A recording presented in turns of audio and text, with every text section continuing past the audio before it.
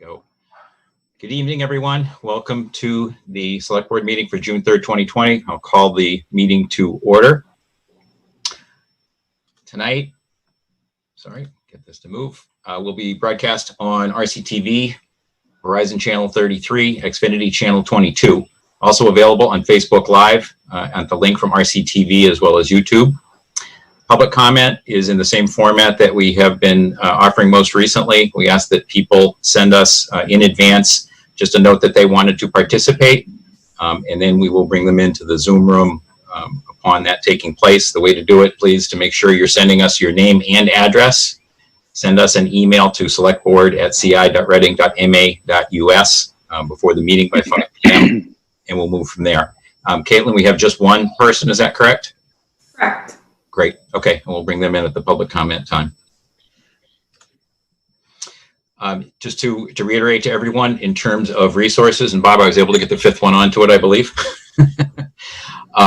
Resources available from the town in general and very specific to COVID-19. So using the town website, you'll see the red bar on top that relates to COVID-19, and that has quite a bit of information available about what's happening, resources available.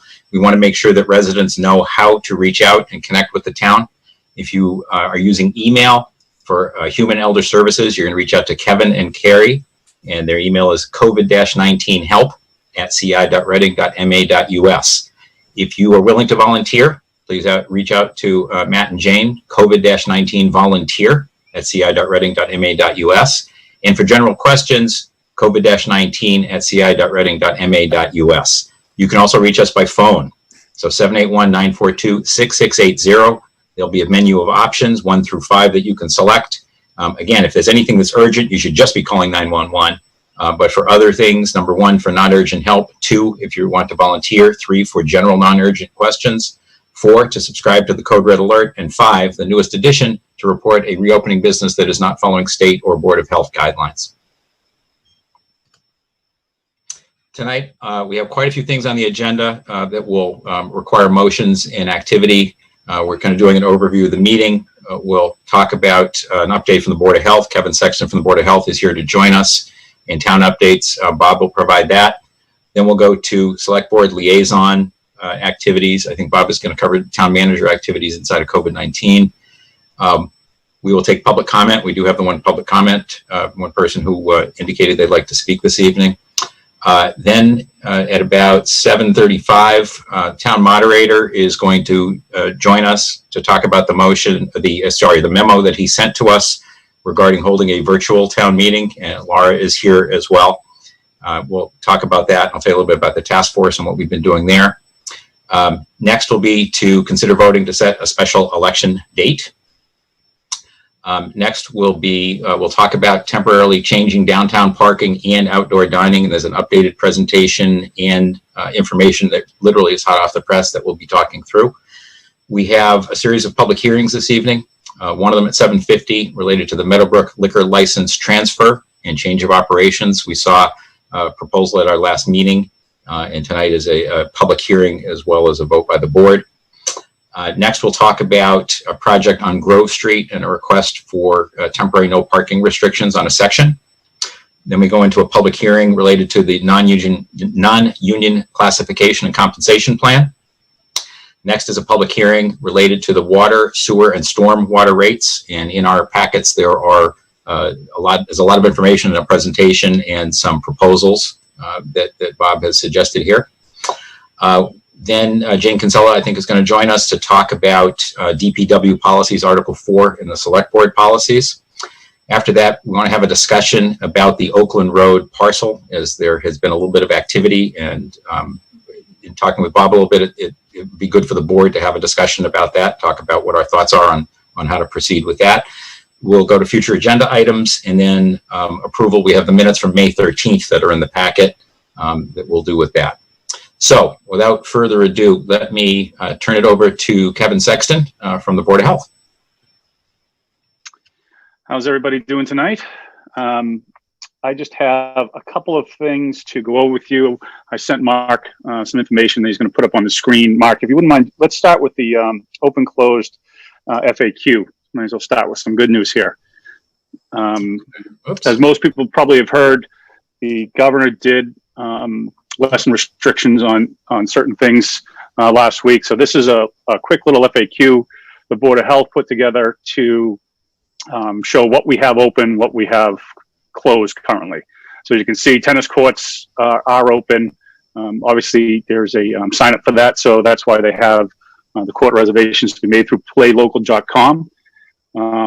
Pickleball courts are open, and the athletic fields and parks are open, specifically the elementary school fields, the Parker Field, Coolidge Field, and town parks. So what's closed still are all playgrounds, and the basketball courts are closed, as well as high school fields 1 and 2, which includes the stadium, bleachers, and track as well. So if folks are looking to sign up, you can go on playlocal.com for the tennis courts. And for right now, they don't have all 6 at their disposal. The courts, the way they're set up down at the by the high school anyway, it is a walk through a court to get to another court setup. So we've just opened 3 of those for now. Those will be, the gates will be pinned open on those for people to go in and out. And then there's certain protocols, Mark, if you wouldn't mind going to the next slide. This is taken directly from the state's webpage. These are the guidelines for use. So as you can see, there's guidelines for the athletic fields as well as non-contact athletic courts. This is on our website. I don't know if it's on the front page or if it's on the Board of Health, but if you're looking for this information, you can find it certainly on one or the other. And this gives you kind of guidelines for how you can use it according to what the state has laid out for us. At the bottom is an important part. It says, as always, please do not call 911 with complaints of improper use. We have a number set up specifically for that. As you can see, it's 781-942-6680. And then you can select option 5 to let us know of any improper use that you see going on out there. So good news is, like I said, those are open. Next thing we have up talk about is the survey. Thanks, Mark. This is something a fellow board member, Elena Shonkoff, came up with. It's essentially a survey from a communication standpoint. Mark, can you go ahead and click on that so they can I guess we'll open up, just leave it on the front page a little bit. Hang on, I'm going to have to go to it separately. Oh, sorry. Okay. I'll take you to there. Not to worry. I'll get there. It just takes a moment.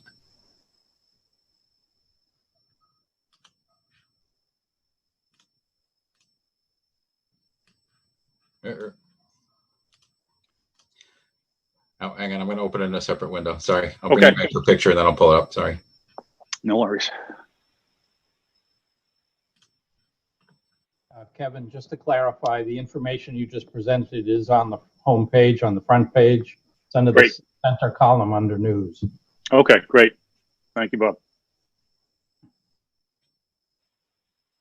One interesting point I should make as well, too, about the tennis courts specifically. It is for singles use only, so they're not doing doubles matches as of right now. So that's an important thing to understand. Hopefully that will change in the future, but as of right now, it's just for singles play.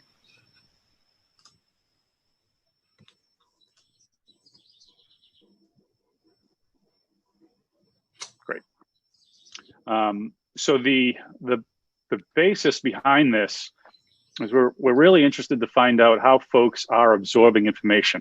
It'd be really helpful to us to kind of have as many people as we can go ahead and take this survey. And that's really what these questions, the majority of them are designed to find out, is where people are getting their information from. One, and are they finding that information that they're getting from that source useful? And we feel that it'll help us moving forward to reach more people from a communication standpoint. Obviously, the more folks that we can reach during this time, the better off we're all going to be. So we really want to try to understand how people are absorbing this information, the means that they're getting it from, and if they're finding it useful information, not useful information. So there's a couple of options in here as you go through and take it. Obviously, you can see there's some just multiple choice options, but there are also some comment sections to it, which are always the more, I find the more valuable part to do a survey to find out exactly what someone's thinking. So this has been sent out now to a few thousand emails that the town has at their disposal. There's a shorter version as well. I think it's about 9 questions long and 1 comment section that is meant for Elder Human Services, because they're going to use it to reach out to folks via phone and have them take this survey via phone. So we're trying to, again, reach as many folks as we can and find out the best way that they can receive information. So again, this is on the town Facebook page for one, as well as we sent it out again, those emails. And I believe we're putting it up, if it's not already up, on the website, the town website as well. So I'm probably going to leave it, my guess would leave this open for about a week or so. I don't think we actually put a timeline on it, but we want to try to get as many folks on as fast as we can to get that information back to us. Is it on the Board of Health page? Is that what you said, Bubba? I'm sorry. Let's see if they put it on here. I know Jane Wellman was going to put it on the web page. I just don't know if it was going to be under the Board of Health or not. Yeah. And she may not have had a chance to get to it because that was just earlier today. So, Got it. but it will be it will be put on there also. The last piece of information I have, and this is something we felt might be relative for you all tonight. You have an outdoor dining and parking discussion that you're going to be talking about. Our board is also going to be talking about that tomorrow, but in a different fashion. So as most of you probably are aware by now, you folks can decide how the parking is set up downtown to best suit and set up for outdoor dining. But there are a lot of standalone restaurants that are out there that may not be able to meet that compliance under zoning because they need so many parking spaces right now under zoning in order to be in compliance. So there is a provision that allows the Board of Health to lessen that zoning requirement for those standalone businesses. I'll use a business like Fusilli's, for example, who would be very difficult for them under the current zoning to lose any additional parking spaces they have in their parking lot and still be in compliance. They may not be able to lose any, for that matter. I don't know. I'd have to look at that. But the board is going to be looking. There's a special provision that allows boards of health to go ahead and lessen that zoning requirement for certain businesses. So that's something that we're going to be discussing tomorrow. But to help you folks out tonight, and whether it helps or not, but we figured useful information. Well, it's not a formal position the Board of Health took. All 3 members, myself included, were favorable to doing something like that to help the businesses in that regard. So just a useful piece of information that might help you later on. Otherwise, that's all I have for you tonight. If you have any questions, I'd be more than happy to answer them. Board members have any questions, please? Carlo. Mark, Kevin, when you said singles only, is there any time frame? In other words, like one-on-one, I mean, so not just one person, but like No. not playing a doubles match. Right, but Right, is okay. there a timeline for doubles? There is no timeline for doubles as of yet. I think as we get more guidance from the state, that may change. The original thought was maybe we should allow folks in the same household, for example, to be on the same team in a doubles match. The problem with that is if you do that, we really created an issue for enforcement.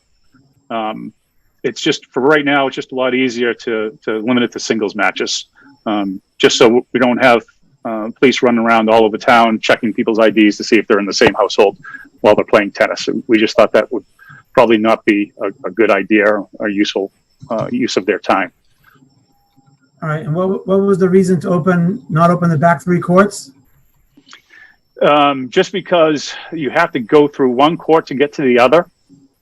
So we felt the interaction between going from one court to the other was probably just best to keep it as separated. So what we're trying to do is essentially not have side-by-side matches going on. Okay, don't get that one, but Well, yeah, I mean, I know where you're going with that. You could, can somebody stop and everybody wear masks and walk to the back court? Theoretically, it's probable. And, you know, our feeling is let's roll it out this way. We can always modify that if it looks like the demand is too great. And then is the plan for the Board of Health to discuss this week to week and do something on their own, or they're only gonna allow doubles if the state allows doubles? Isn't every town and city able to do whatever they want? Believe it or not, that we felt like that a lot. I should say, under normal conditions, that's the case.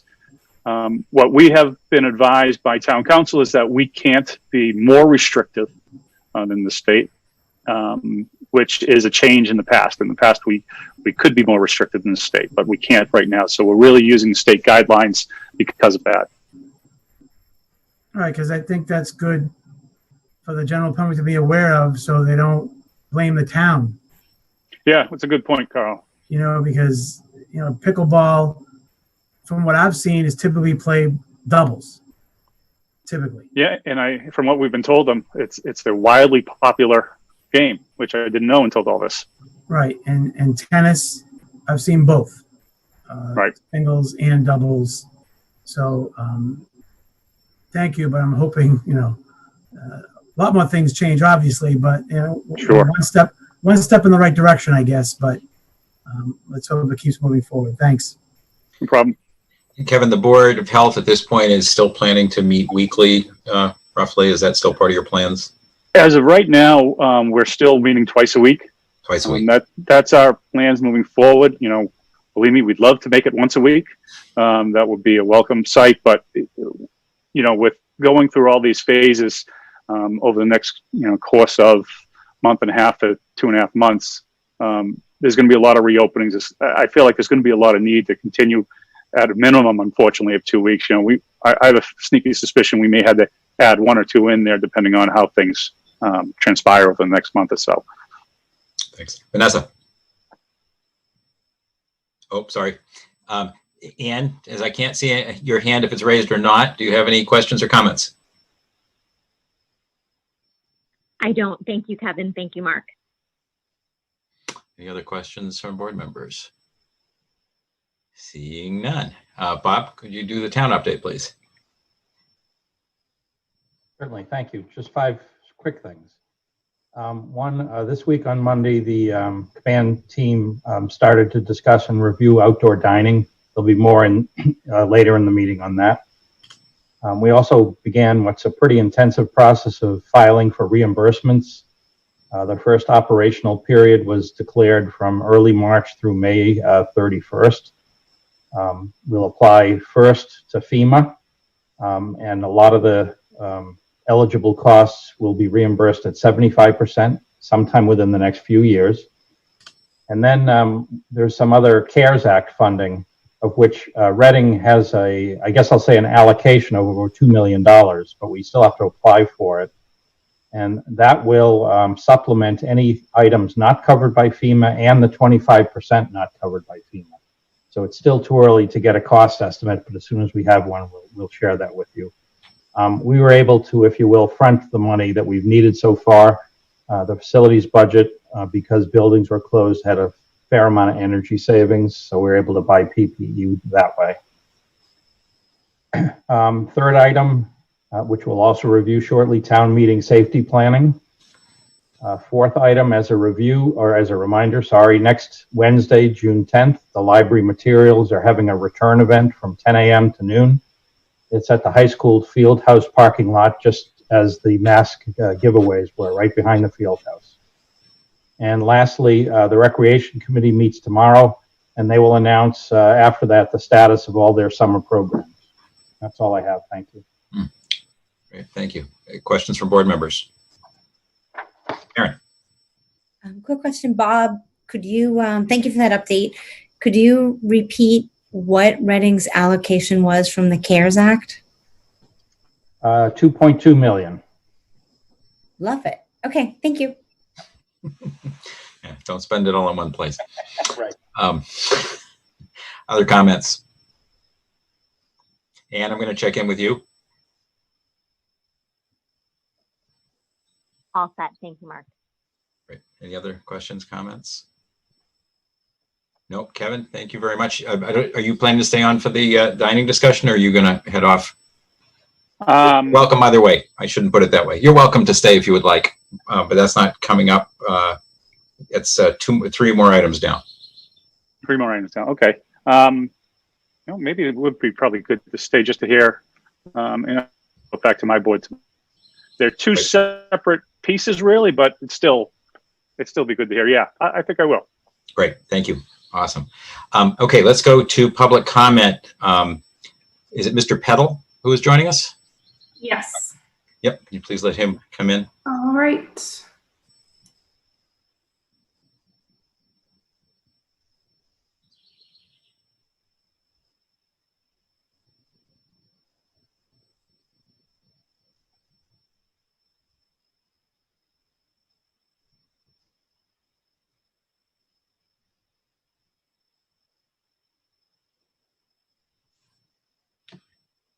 Okay, let me make it a little bigger. Yep. Go.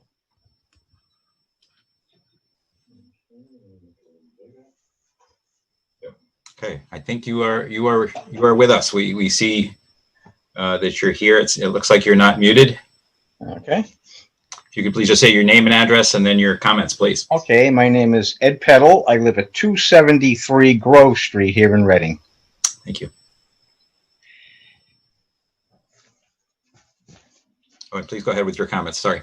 Okay, my comments are on the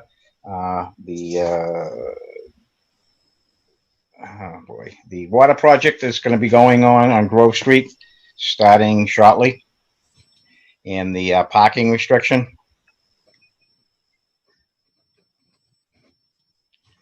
And what it is I wrote something up here, the water project and the clubhouse fire at Meadowbrook will both have an impact on the section of Grove Street between Franklin Street and the club parking lot entrance. This section has frequent, intense traffic for cars, trucks, and pedestrians to and from the club, the compost center, the town forest. And the road also has a blind curve and there are no sidewalks. The heaviest traffic typically occurs June through September. Residents in this section rarely park on Grove Street due to traffic and safety concerns. Now, most people in this section, their driveways have capacity of 4 cars, so there's really no need to park out on the street. I have had occasion to park out there on a compost day, and the comments that I've got from people going by, I can't repeat. So I put it off anytime there's a compost day, whether it be on the weekends or Fridays or Mondays. I do not park on the street. The clubhouse fire, which everyone knows about, reduced the parking in the off-street parking capacity, and more spaces may be lost with demolition and construction activities. And it's not unusual to see a number of cars parked on the street near the first tee and the emergency fire access road. Unless there's an off-street parking plan from Meadowbrook, many cars will be parking on a section of Grove Street before the entrance, likely on both sides of the street. This will result in a lot of congestion on this section of Grove Street, and parked cars will narrow the roadway. Line of sight for residents exiting the driveways will be obstructed. This section sees a lot of truck traffic from the DPW. They're constantly up and down the street all day long from the compost center, as well as town residents who use the compost center and town forest. And we're seeing more pedestrians, bicyclists, and adult children walking and riding on the street. This section will become a bottleneck if on-street parking is not restricted in this for this summer. So I'm requesting that the Board of Selectmen think about having the no parking restriction from the clubhouse entrance to Franklin Street, to include that. And the impact on this section of Grove Street due to both clubhouse and the water project is unexpected, but extending the no parking restriction several hundred yards will help address the expected congestion and maintain safety for all motorists, pedestrian, bicycle, and residents. Thank you for considering it. Thank you very much for your comments. Mhm. Okay, so let's move on. The next item is to consider a virtual town meeting. We have Alan Folds, I see, is here, and I saw Laura is on as well. I've been representing the board as on a task force looking into options and how we might do things. This group has been meeting very regularly in very long meetings trying to come up with what the best solution is and to determine kind of what's the best way to run this. In addition, Alan was able to get us access to look at the Lexington town meeting, which took place on Monday night. At least their first session took place on Monday night. And it was run over Zoom and to kind of observe what was happening. And then a lot of us have provided comments since then. So let me turn it over to you, Alan, to talk about, and board members, in your packet, you've seen already a specific proposal that was sent over that meets the guidelines per the legislation that we expect will be enacted. It has not been enacted. There are various updates. The best update that I was able to receive was as soon as possible is the update, with nothing more definitive than that. So, sorry, armed with that, Alan, let me turn it over to you. Oh, thank you. Well, our task force has determined the best way forward is for a hybrid town meeting. By that, I mean we want everyone to attend remotely using the Zoom webinar. But in order that we don't disenfranchise anyone, we will set up the High School Performing Arts Center for a small number of members spaced out appropriately. And I'll get back to that in a minute. For those attending remotely, it'll work as follows. Town meeting members will receive a Zoom invitation and will be able to log in. Members will ask to be recognized by the moderator by using the hand raising option in Zoom. I'll scan my screen and call on them roughly in the order that I see them raised. I'm going to solicit an assistant to help with that too. Those making presentations, in this case, it'll be mostly the town manager or the superintendent of schools, will be allowed to share the screen. Points of order will be handled through the chat option. Voting will be handled one of two ways. For perfunctory votes, ones that are unanimous or near unanimous, a show of hands using the hand-raising option will be taken. That correlates with a show of hands in a regular town meeting. For controversial, for lack of a better term, controversial votes that we will use the polling option in Zoom. That correlates with a standing count. For those attending at the Performing Arts Center, it'll work as follows. They will all be on one Zoom account. An assistant moderator will be there to call on those wishing to speak and to transmit that, then that person will have to transmit the information back to the moderator. A microphone will be set up behind a plexiglass screen with holes drilled into it. The assistant moderator will count the votes and get the numbers back to the moderator. Public participation. The public will be able to watch the meetings live on RCTV. If a citizen wants to make a comment, which they're allowed to do after all town meeting members have first had the opportunity to do so, he or she will be able to email a special address we've set up for that purpose. To help speed up the meeting, we're cutting out all of the pomp and circumstance. The reports will all be printed. It's a streamlined warrant that we talked about last week, and we're hoping to finish this all in one night. The time schedule for our task force going forward. We'll meet every afternoon via Zoom from now until the town meeting day. Tomorrow, we're actually doing some initial test runs at the PAC. On Monday, the task force will conduct the first of 2 trial town meetings to test out all of the functions, to try to get the bugs out. We'll have a limited number of people, the task force, and I will ask a few more people to help out. Tuesday through Friday, this is really a Laura question, but Tuesday through Friday precinct meetings will be conducted via Zoom. Laura and I will attend those and use part of the meetings as training sessions for the members. I'm going to come up with a training method. There's only a handful of functions they need to know, but we'll go through it with every town meeting member. On Saturday, June 13th, we hope to have a second trial town meeting, this time inviting all town meeting members. The purpose of that is to get the town meeting members used to the idea. Contingency plans. Well, as Mark said, so far the legislation has not yet passed, so I guess it's possible we may have to revert back to the PAC, although I doubt that's going to happen. If we have problems during the meeting, we'll have technical help available by phone in case members have issues getting logged in. If things go horribly wrong, say we lose connection or the Verizon comes down, we always have the option of adjourning for the evening and moving on to the next night or the following Thursday. To help out with this, I need some additional staffing. We'll need a Zoom leader, somebody who's controlling the Zoom session. I've already appointed somebody for that. The same goes for the technical leader, the person who's in charge of all of the technical side. That's been appointed. I'll need an assistant moderator to handle things at the PAC. I'll need counters, just like I would at a regular town meeting, and they'll be helping with the polling counting. An email coordinator, that person has already been appointed. And I suppose we're going to need people like ushers at the PAC to bring people down to the appropriate seats. We're going to decide which seats are appropriate to be used for the meeting, and we'll have somebody bringing in each of the members. My guess is we're going to have a very small number there. But we need to accommodate, because we have had several people who have not yet responded to our emails, so we need to cover everybody. And I guess that's it. Laura, anything that you would like to add? Oh, did I lose Laura? I think I lost Laura. Oh, she's just not, she's muted. Oh, there she is. Anything you'd like to add, Laura? Oh, you're muted. We can't hear you yet.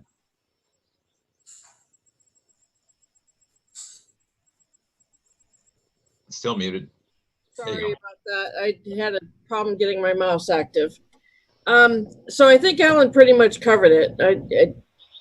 It's all going to be a matter of the practice sessions and getting everybody trained. I think Alan covered it though. Great. Bob, do you have any comments? Just one thing, I don't know if Kevin's listening. I can catch up to him later.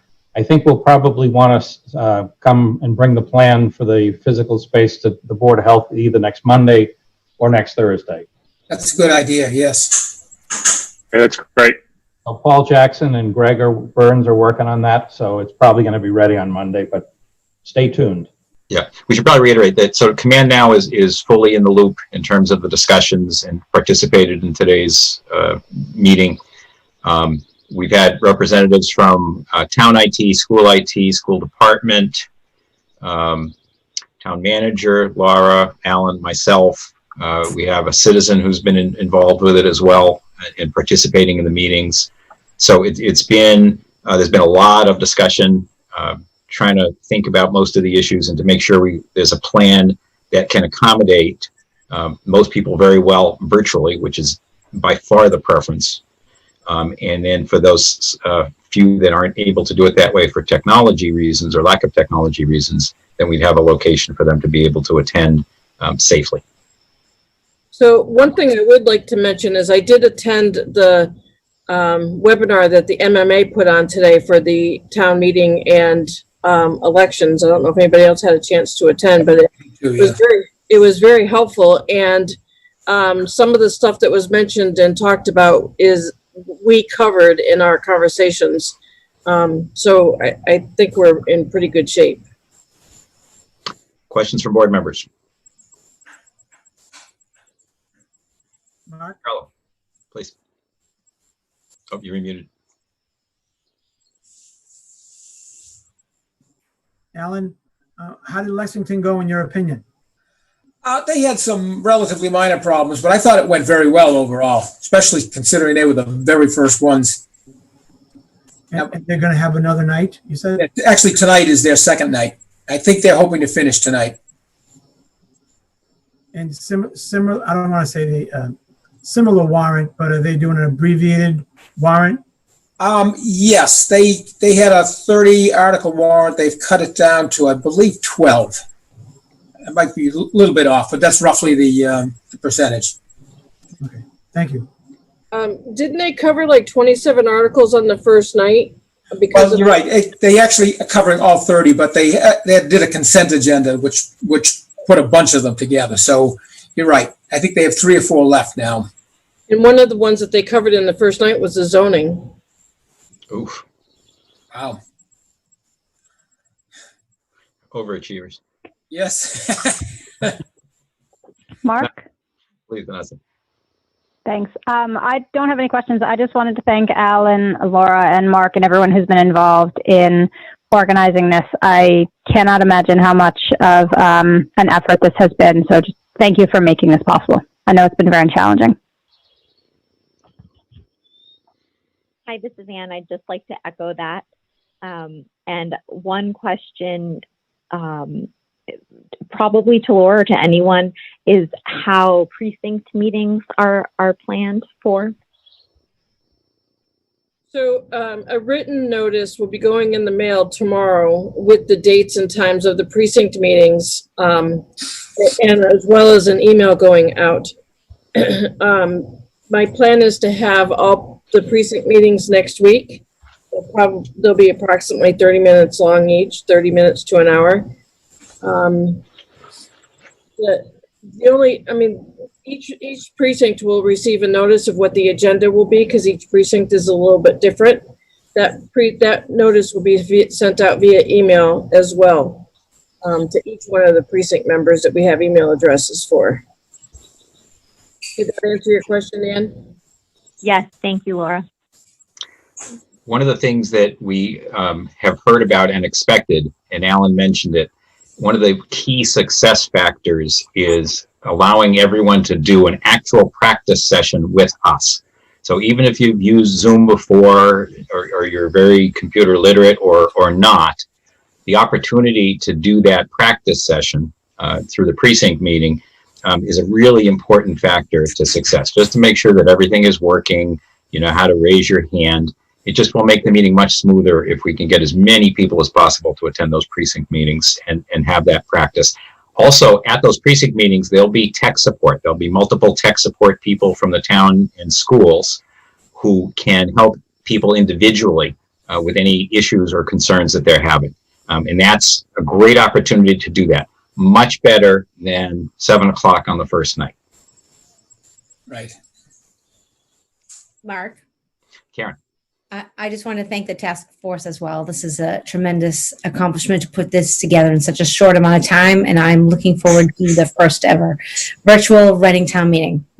There's a lot of stuff that is going on, but I think Alan has marshaled the troops very well.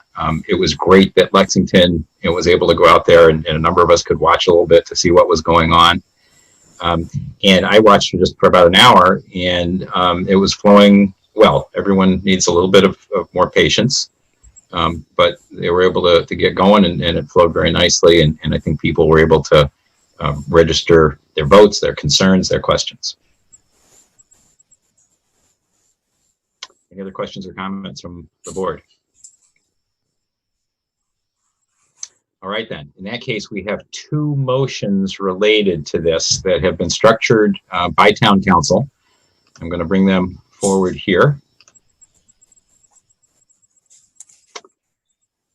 So, probably, Carlo, can I ask you to read motion 1, and then we can have a discussion about it? Yes, Mark, do I need to add anything about the pending legislation or just read as is? You can read as is. Okay. Motion 1, that the select board approve the moderator's request that the annual town meeting scheduled for June 15th, 2020 at 7:30 p.m. be held remotely using the Zoom webinar platform as designated by the moderator, with special accommodation to be made only for those who require technical assistance. Is there a second? Second. Thank you, Karen. Discussion, questions? That was Ann. Oh, I'm sorry. That was Ann. I was looking at you. Sorry. I apologize. Ann is the second. Wait, all right. So maybe we should answer the question that Carlo, you raised right at the beginning, which is what happens because we don't have this legislation. So I believe, and Bob, let's just make sure this should be the very latest version that we have that just came across. Yep, it is. Okay. So the feeling was that this is at this time sufficient. And I know Bob and I have been dialing our legislators kind of daily asking for an update.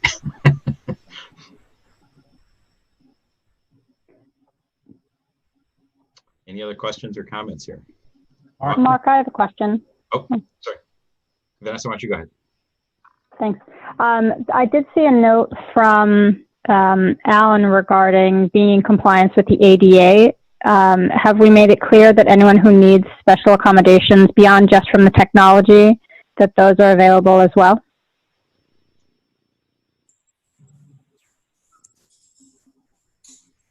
So Alan or Laura, do you want to? Laura is the, would you like to speak to that? So was the question that, have we communicated this? As of right now, no, but we could, I'm required by law to send out a letter to them via mail. That can be in that letter. As of right now, there's only one town meeting member that I'm aware of that needs accommodations. And she has stated she's going to attend from home, and she has the equipment at home that she needs. So Okay, I think we're good. Carlo, do you great. Thank you very much. Sorry, Vanessa. So, well, would it make sense to modify the motion to make sure that we're good, with special accommodation to be made only for those who require technical assistance or as required by the Americans with Disability Act? I think that the letter that Alan sent to us actually specifically calls out ADA compliance. Just looking at the wording of the motion, which says with special accommodation to be made only for those who require technical assistance. I don't know if that covers everyone under the ADA. Yeah, if I could further on Mark, the moderator's request does include language covering ADA. And this technical. I see what you're saying. So because the motion says the moderator's request, we're good. Got it. Specifically, this technical assistance is to allow people to attend the PAC. And just to reinforce for probably the 10th time, the expectation, the goal, the opportunity here really is to have a virtual town meeting for virtually everybody. There are very few people who indicated that they wanted to attend a physical location. And there are some people who we've not yet heard back from. And the hope is that virtually everyone will attend the virtual town meeting. Virtually, sorry.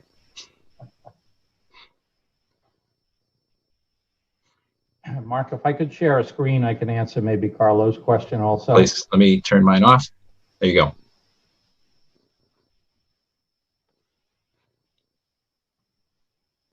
So this is a document that will be posted. And specifically down in this section right here, town meeting at the start of the June 15th town meeting has to vote whether to continue on the Zoom webinar platform. If legislation has not passed to allow that, then town meeting will decide whether to continue or not. If they decide not to continue to use a remote technology, the meeting would be adjourned to June 18th, at which point there'd be a physical presence town meeting. So that's how that angle of, if you will, is covered. Is that right, Alan? Yes. May I ask a question on this? Sure. Please. So one of the discussions today was that we're not going to allow phone call-ins. Should that part be removed from this form? We can talk about that before you send it out. I think it's tomorrow. Okay.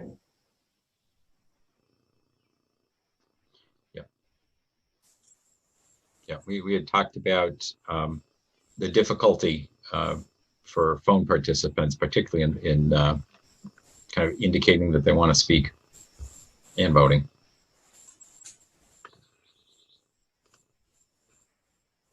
Any other comments or questions? All right, are we ready for a vote? So this is on motion 1. Let me put it back up actually, just so it. Give me 1 second. I'll put it back up on the screen.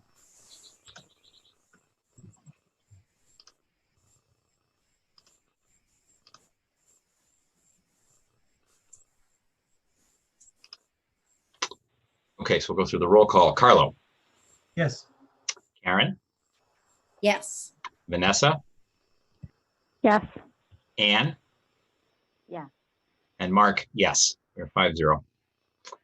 And Carlo, can you then read motion 2, please? Sure.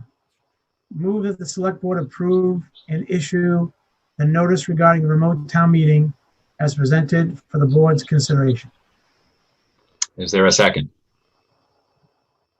Second. That was Second. Karen that time. Discussion. No, Bob, is the notice regarding remote town meeting, is that what you just had showed? Yeah, it is, Mark. And where was the reference to telephone in there? I don't see it. If you go back, it right where it asks for the webinar ID from Zoom, it then has something about telephone and iPhone one tap. I didn't see that before. I apologize. Okay. Can I share this just so you can all work off of it? Yep, let me take my, here you go.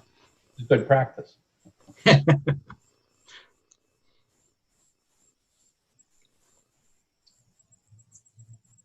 So I guess, That whole part would come off. yep. Right. Okay. As amended. As amended. The probably just to make sure everyone is clear also, people will essentially register so that we know who they are, that they are in fact town meeting members. There are passwords that are required, so non-members aren't able to participate and to vote. Laura will be having a record, and the whole session will be recorded, and having a clear record of who is in attendance, and on votes that are requiring of roll call, there would be that capability. Other votes, there are belts and suspenders for the ability to take votes.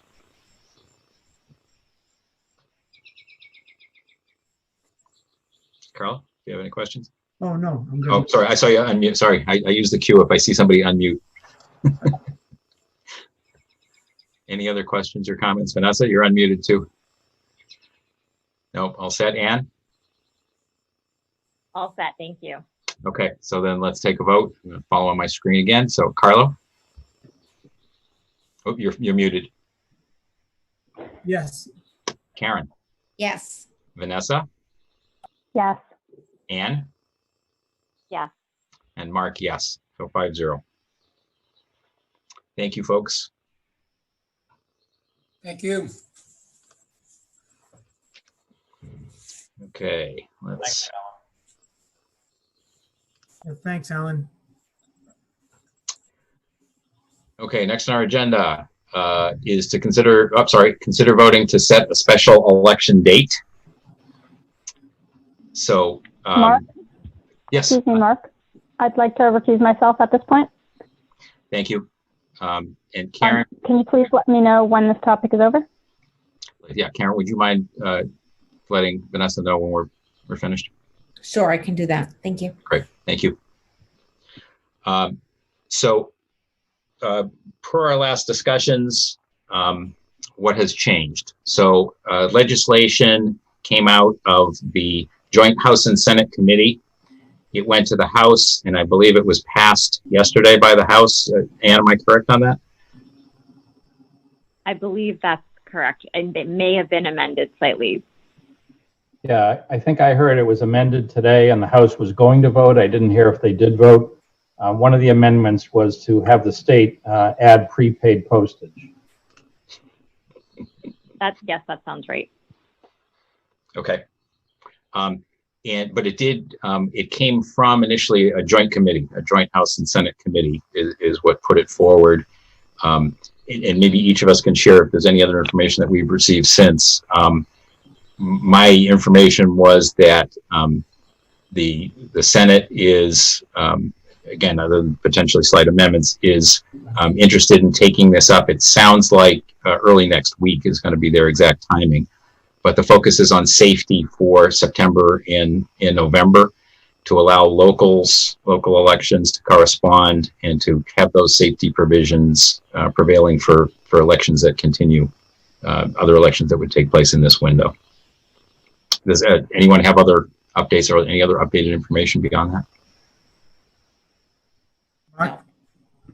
Oh, Karen, go ahead. Carlo? No, I have no additional information. Go ahead. Oh, Carlo, please go ahead. No, I read what was sent, and it seemed like they're doing as much as they can together to help with the municipal and the, state and presidential elections. So,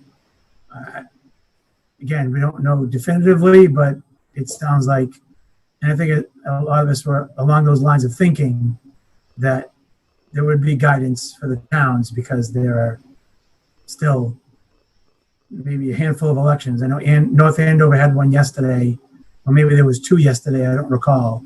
There could have been two elections yesterday, and there's some more coming, whether they're in June or post-June. So I'm looking forward to a final decision, but I think it looks pretty positive from both the House and the Senate. The two provisions that I kind of looked at with interest, and I think were responsive to some of the questions and concerns that we have had, is the expanded absentee balloting, at least the iteration I'd looked at, being extended through the 2020 calendar year, and that any municipal elections held on the same day as the state primary or the November general election would allow for early voting. That's current law. They made it explicit. Maybe it wasn't necessary, but it looks like that was included as well. Oh, no excuse early voting, I think. The other amendment that was going to be discussed either by the House or if they didn't do it, the Senate, which just for Laura's information, would be to allow the town clerk's office to count ballots before election day. So stay tuned. If that passed, that would help you. Interesting. Cool. So let me wait. I mean, from my perspective, I think that kind of driven by the safety concerns, I think they're getting addressed quite well. We heard very clearly from the Board of Health their opinion about this at our last meeting. This, I think, offers the best opportunity, and it strikes me that this is the right date. I think we've got the right timing. It's highly likely we'll get all the provisions that we've asked for. Although, again, not guaranteed till the legislature and the governor are done with it. But I think I would be inclined to move ahead with this. How do other members feel about that? Hi, this is Anne. I'm prepared. I'm prepared to vote for September 1st today, because I think any earlier than that, and we run into the problems that the Board of Health mentioned around holding double elections, and then it would in fact be a shorter window of time between elections than what we had considered with August 1st, providing more opportunity for double exposure. And then if we were to do it later in the fall, in addition to there being a double election, I think we're running into more of an opportunity for there to be a surge in cases, which a lot of public health folks are predicting could happen in the fall.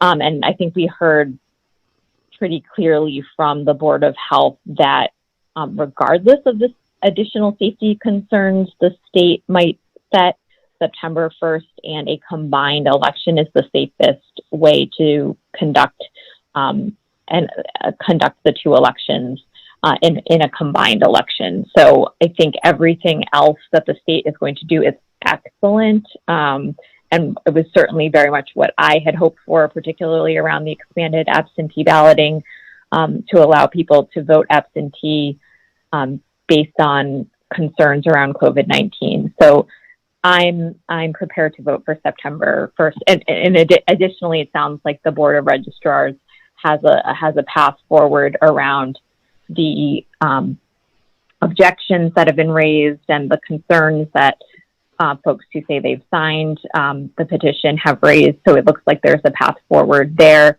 to address any due process considerations. Thanks, Ann. Karen?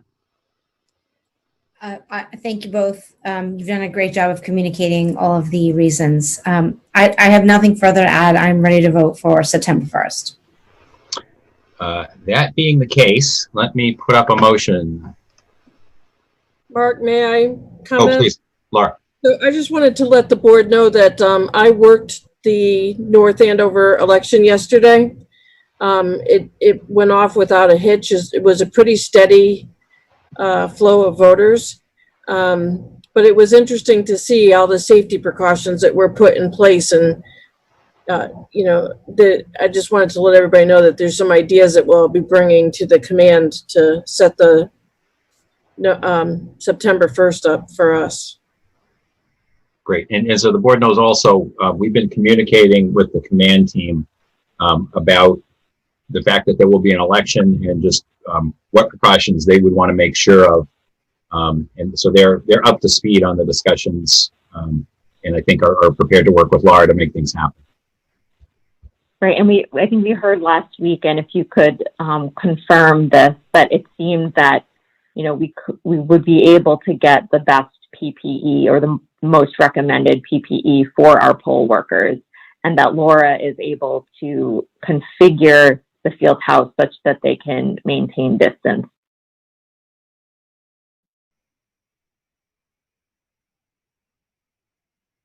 They are already in the process of ordering appropriate PPE, just to make sure that we'll have it in time. So one thing that did come out of North Andover is that the town clerk had the face shields for the poll workers.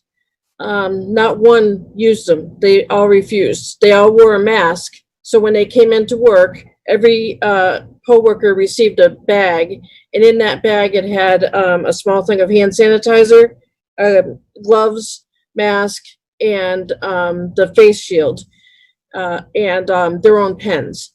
So none of them would wear the face shield. They all just wore a mask. So I'm not sure it's something that's worth us investing in until we talk to the poll workers to see if they really would use them.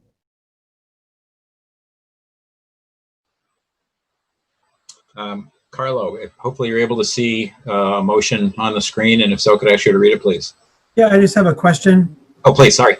I guess, maybe not a question, but I see the motion, and I read it earlier, and the other date that we could have it would be early August, but that doesn't give Laura enough time, correct, Laura?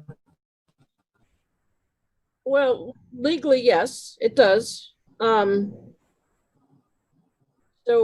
I mean, as long as there's a 64 days notice, that's all it's required.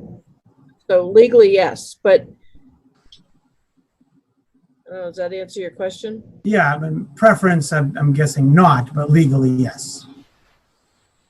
Right. So we've got the 64 to the 92 day window. That is per the charter. I think the other issues that we've talked through, though, really relate to what's the best opportunity for safety for residents and the poll workers. And again, we heard from the Board of Health about that. The legislature is acting based upon that. And for me, September 1st makes sense and to move forward with that. I would not be in favor of an earlier date. In fact, it's not an issue. The point of the date is that it corresponds to another activity so that we can guarantee the safety. I would not be in favor of a different date. No, Mark, I appreciate that. I kind of wanted to just put it out there that there was still another choice, that August 1st was not the only date. That's all. Okay, we took a vote on Friday and we've already discussed this. I'd like to request that we move the question and take a vote. So that is this, I'm more familiar with town meeting in terms of moving the question. I think what I'd rather do is say, look, at this point, are we comfortable that we've discussed this thoroughly enough that we can take this motion? Yes. Okay. Yeah, just to respond to Carlo, there is a range of dates from, I think it's 64 to 90 days out, but I'm fully comfortable with September 1st, so I'm prepared to vote for that. Okay, I'm ready. Please, can I ask you to read the motion? Okay. Move for the select board to call for a special election on September 1st, 2020, concurrent with the scheduled state primary for that same date. The purpose of the special election will be to consider the recall petition submitted to the Board of Registrars for Select Board member Vanessa Alvarado. Town staff is instructed to use every precaution available to conduct a safe election under the public health emergency related to the COVID-19 pandemic. Thanks, Carlo. We have a second? Second. Karen for the second. Any other discussion on this? Not appearing. Let me follow my screen. Carlo, Yes. Karen, Yes. Ann. Yes. Mark, yes. So we are 4-0. Thank you, folks. Karen, can you reach out to Vanessa, Oh, yes, thank you. please? All right, let me go back to the agenda. Mark, did we skip over liaison reports, or did I misunderstand you when you asked me earlier if I had anything? And I had thought you meant a question for Bob. No, I in fact skipped right over it without noticing. I think I saw it was 7:20 and was anxious to let the gentleman who was in the waiting room come in. I apologize. I would ask if it's all right with other board members. Can we now do any liaison reports before we move on to the hearing? Is that all right? Oh, sorry. It would be the next thing would be parking and outdoor dining. Is that okay with other board members? Yes. Yeah. You want to do liaison now? Yes, please. Yeah. Yep, Good. yep. Sorry for the oversight, Ann. So let me start. So are there liaison reports? Let me start with you, Ann. Sure. I do have a couple liaison reports as the HRAC liaison. Saturday, I heard from Josh Goldbust, who's the chair of HRAC, asking if the select board or the police department planned to release any kind of statement regarding the tragic death of George Floyd. And he indicated that it would be a good idea to do so as soon as possible. So I reached out to Mark, Bob, and Chief Clark, and quickly learned that the police department was already, and the police chief was already had something in the works, and that it would make sense for them to release a statement first. And the chief, I think it was early Sunday, released a very powerful statement condemning the actions of Minneapolis police officers whose actions, both directly and indirectly, led to the death of George Floyd. Subsequently, we worked, Josh, Mark, Bob, Chief Clark, and I worked together to release a subsequent statement. And I just want to convey that the reason we did so in this fashion was to get it out quickly, and open meeting law prevented us from soliciting comments from all of our board members, although, the fact that it's just from the chair and the vice chair should only be construed as that was what open meeting law allowed. And I'm happy to read that statement if folks are interested. It's also available on the town website. I think it would be appropriate. Okay. So I will read from the press release. The chair and vice chair of the Reading Select Board and the chair of the Human Relations Advisory Committee today joined the Reading Police Department in its condemnation of those Minneapolis police officers whose actions, both directly and indirectly, led to the death of George Floyd. The Reading Human Relations Advisory Committee shares in the national sorrow of the tragic death of George Floyd, said HRAC Chair Josh Goldbust. As protests and unrest unfurl across the nation, including nearby on the streets of Boston, Reading stands united in supporting the Black community, working to educate and promote safety, justice, and engagement for all people, and reaffirming that our dedicated men and women of the Reading Police Department are committed to protect and serve all individuals in our beloved town. This national tragedy causes us to reflect upon the importance of ensuring that Reading is a welcoming place for all who live, learn, worship, work, and visit here, said Select Board Chair Mark Doxer. Select Board Vice Chair Ann Landry added, "We recommit to fostering an inclusive community and to the work of anti-racism here in Reading." We have been pleased to sponsor a series of community conversations hosted by the Reading Public Library in the past year. These national tragedies underscore the importance of continuing to engage in dialogue, learn from each other, and grow as a community, said Town Manager Bob LeLacheur. In his statement of Saturday, March 30th, Reading Police Chief David Clark said, The actions and inaction of police officers leading to the death of a man in their custody shows failure at multiple levels, but most importantly, a failure in the most vital and solemn vocation of a police officer, to safeguard human life and instill a sense of safety in their community, Chief Clark said.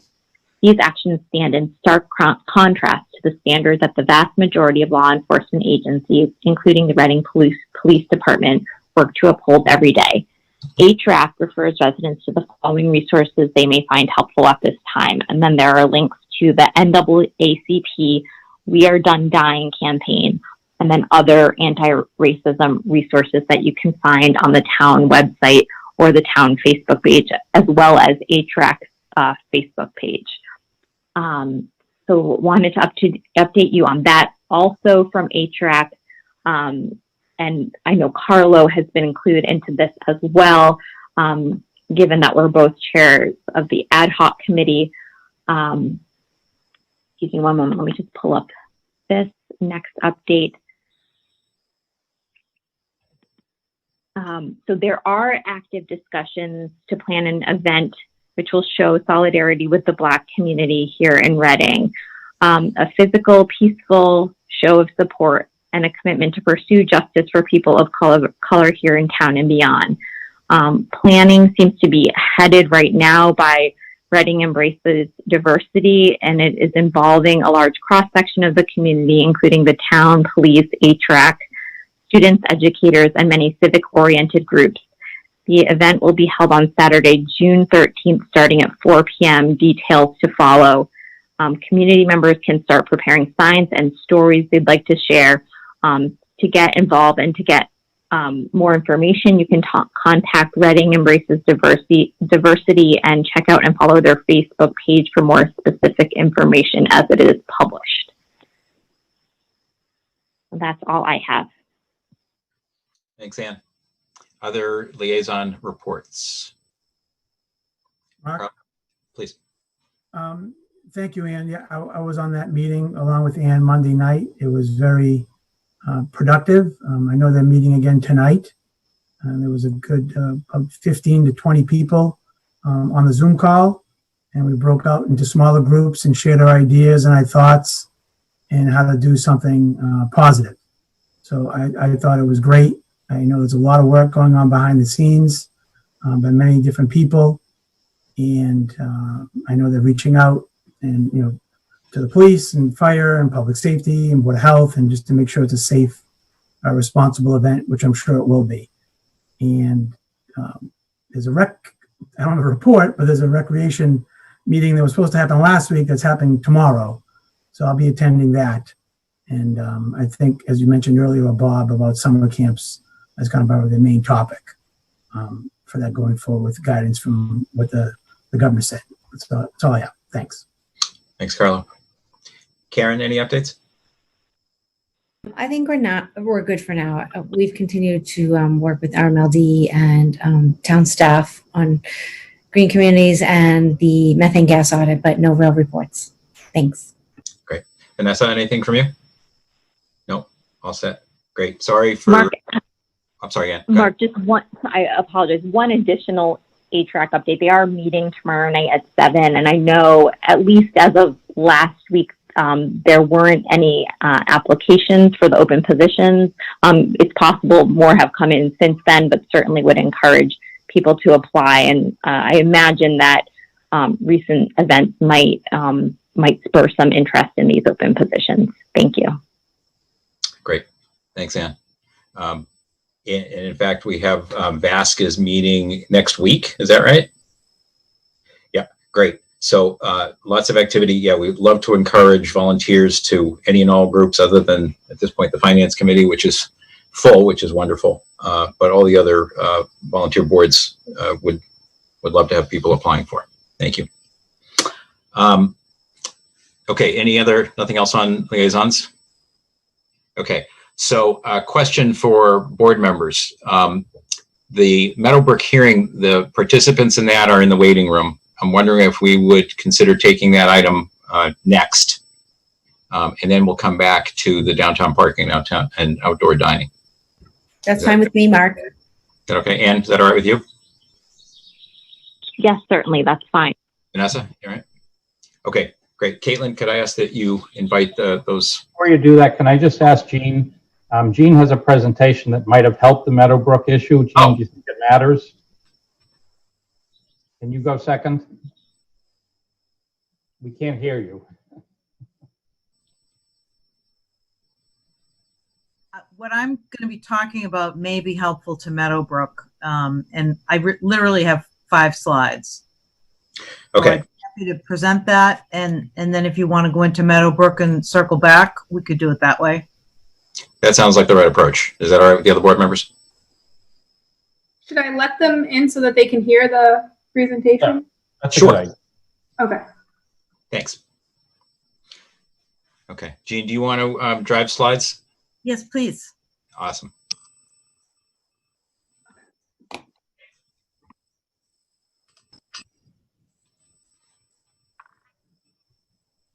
everybody see? I'm not, but maybe I have something in the way. Yes. Okay. So I'm just going to walk you through a couple of slides. The topic is outdoor seating. And I showed you some ideas last week that were pretty modest. And those ideas were basically the town, in collaboration with the chamber, acquiring small cafe tables and placing them strategically around the downtown to support existing businesses that we all know are struggling. And this situation related to COVID-19 has really impacted especially food establishments, but certainly business in general, retailers and such. And so that was an idea we talked about last week. What I'm going to talk about this week is something that pivots a little more dramatically into some things you might have heard on the news or seen on the news about cities and towns who are looking to be very creative in light of what we're dealing with in COVID-19. And we literally just got the guidance Friday from the state. So we very quickly pivoted into some things I'm going to show you in the next few slides. So we do currently have a select board policy, section 3.9, that allows outdoor dining on public sidewalk, and that's a license agreement. The business districts, obviously, industrial districts and the like. The town has been asked on a couple of instances to extend this beyond just the sidewalks. We've had inquiries. So we thought going back to this select board policy would be a good tool to think creatively about things like parking lots and some other things, and to be able to implement this in an easy and responsive way. So basically, we can go through the detail later, but there were a handful of things that we looked at, and Julie Mercier and Aaron Schaefer, myself, and some others on staff spent some time on this on Monday. And the first thing was to waive the license fee, which is $100. To whatever extent we could streamline with the town manager was another second thing. And then having this staff level review, acronymed EAT, which is expedited application, what's the T? Something. So we thought that would be helpful to get everybody together to review these plans. And then we would create a tier 1 and a tier 2, tier 1 being the sidewalk and tier 2 being the parking lots. So as you know, there are existing outdoor seating, and these are privately owned patios. So this is a little bit different because these patio areas have approval to put outdoor seating. But I just wanted to show this because I think the question has come up, do we have any outdoor seating? And this is one example, 2 examples. So here's an area, this is the cobblestone area, which I think we did talk about last week, that we've had some interest from the surrounding businesses. And this just shows you, this was the Fall Street Fair several years ago. Venetian Moon did do this, and so this is one example of how it could be done. So that is really all that I wanted to walk you through, just to kind of get the conversation going. And I had a video of what's happening up in New Hampshire, but it's too complicated to show, and I don't want to waste anybody's time with it. But there's a number of restaurants up in New Hampshire that have launched these very nice tents and very nice outdoor dining areas. When you think about tents and you think about outdoor dining, sometimes I think we have a misconception that it would be almost a little bit on the campish side. And I think there are creative ways to do it and make it very exciting. Doing it in collaboration with the town is very exciting for us, and figuring out ways to modify downtown parking, for example, and make things really work for everybody so that we're not trying to solve one problem and creating another. And I think that really gets into drilling down and having the detail to figure out a way to make it work. But I want to say that the restaurant business has been seriously impacted, and I'm sure everybody knows that. Certainly anybody who's in the service business has really been impacted in a very serious way. And I think what I wanted to make a point of saying is that we've always been very sensitive to that, and we want to be a partner in finding solutions to these kinds of problems. So I wanted to kind of lay that out as a framework for our discussion about outdoor dining, but also I think it also lends itself to what Meadowbrook is trying to accomplish. They're trying to, again, the word pivot, they're trying to pivot to figure out a way to keep going and to make things work in an extraordinarily difficult circumstance. So I'll stop there and turn it back over. I just want to add that there was a conference call today with the ABCC and many town councils. I talked to our town council afterwards. This is a very, very complex area. And I think the important takeaway for this moment is that Reading has set up a team that's prepared to deal with this. It ranges from sort of the traditional players to the Board of Health in terms of setting up and following all the state guidelines that will come out. They're not all out yet. There's some of them are still to come. Mark should be familiar with that tune. So on this topic, we can come back after Meadowbrook, and Jean does have an amended policy that she'd like you to look at. Thank you. Great. Bob, did you want to, you read a nice kind of description of what's really before the board today in terms of Meadowbrook. Would it be helpful to kind of outline that and then ask the folks from Meadowbrook if they have anything to add? Sure. Meadowbrook is in to make a presentation, and specifically they're going to request three things. A change/update in the all alcohol license for officer and directors, a change in all alcohol license manager, and for both of those, our police department has vetted the paperwork and is fine with recommending what they do. And lastly, a change in an all alcohol license location. And that is the only piece of what they're going to propose that would come to you as the board in charge of the liquor license. There will be other things they need to do to meet, I guess I'll just use the word site plan approval. And that's some of the things I mentioned that this other team will deal with. So Brian, I don't know if I want to introduce Brian McGrail as the attorney for Meadowbrook.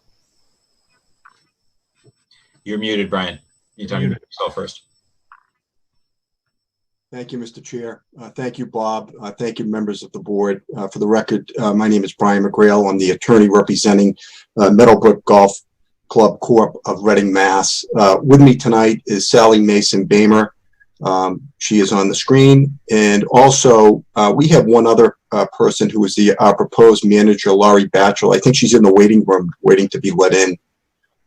If someone could possibly allow that to happen. She was, but I don't see her in there anymore. Okay, we can proceed without her. That's fine. Bob, thank you for laying it out, what we're actually asking for tonight. What we have before your board is three applications that we're asking your approval on. The ABCC, Massachusetts Alcohol Beverage Control Commission, does require your board to vote on these, and then, as you know, it gets forwarded to them. As Bob had stated, we're first looking for a change in the officers and directors. We're also seeking to change the manager of the all alcohol license to Laurie Batchelor. And then finally, we're asking for a change of location. I just need to interrupt because the board technically needs to open the public hearing.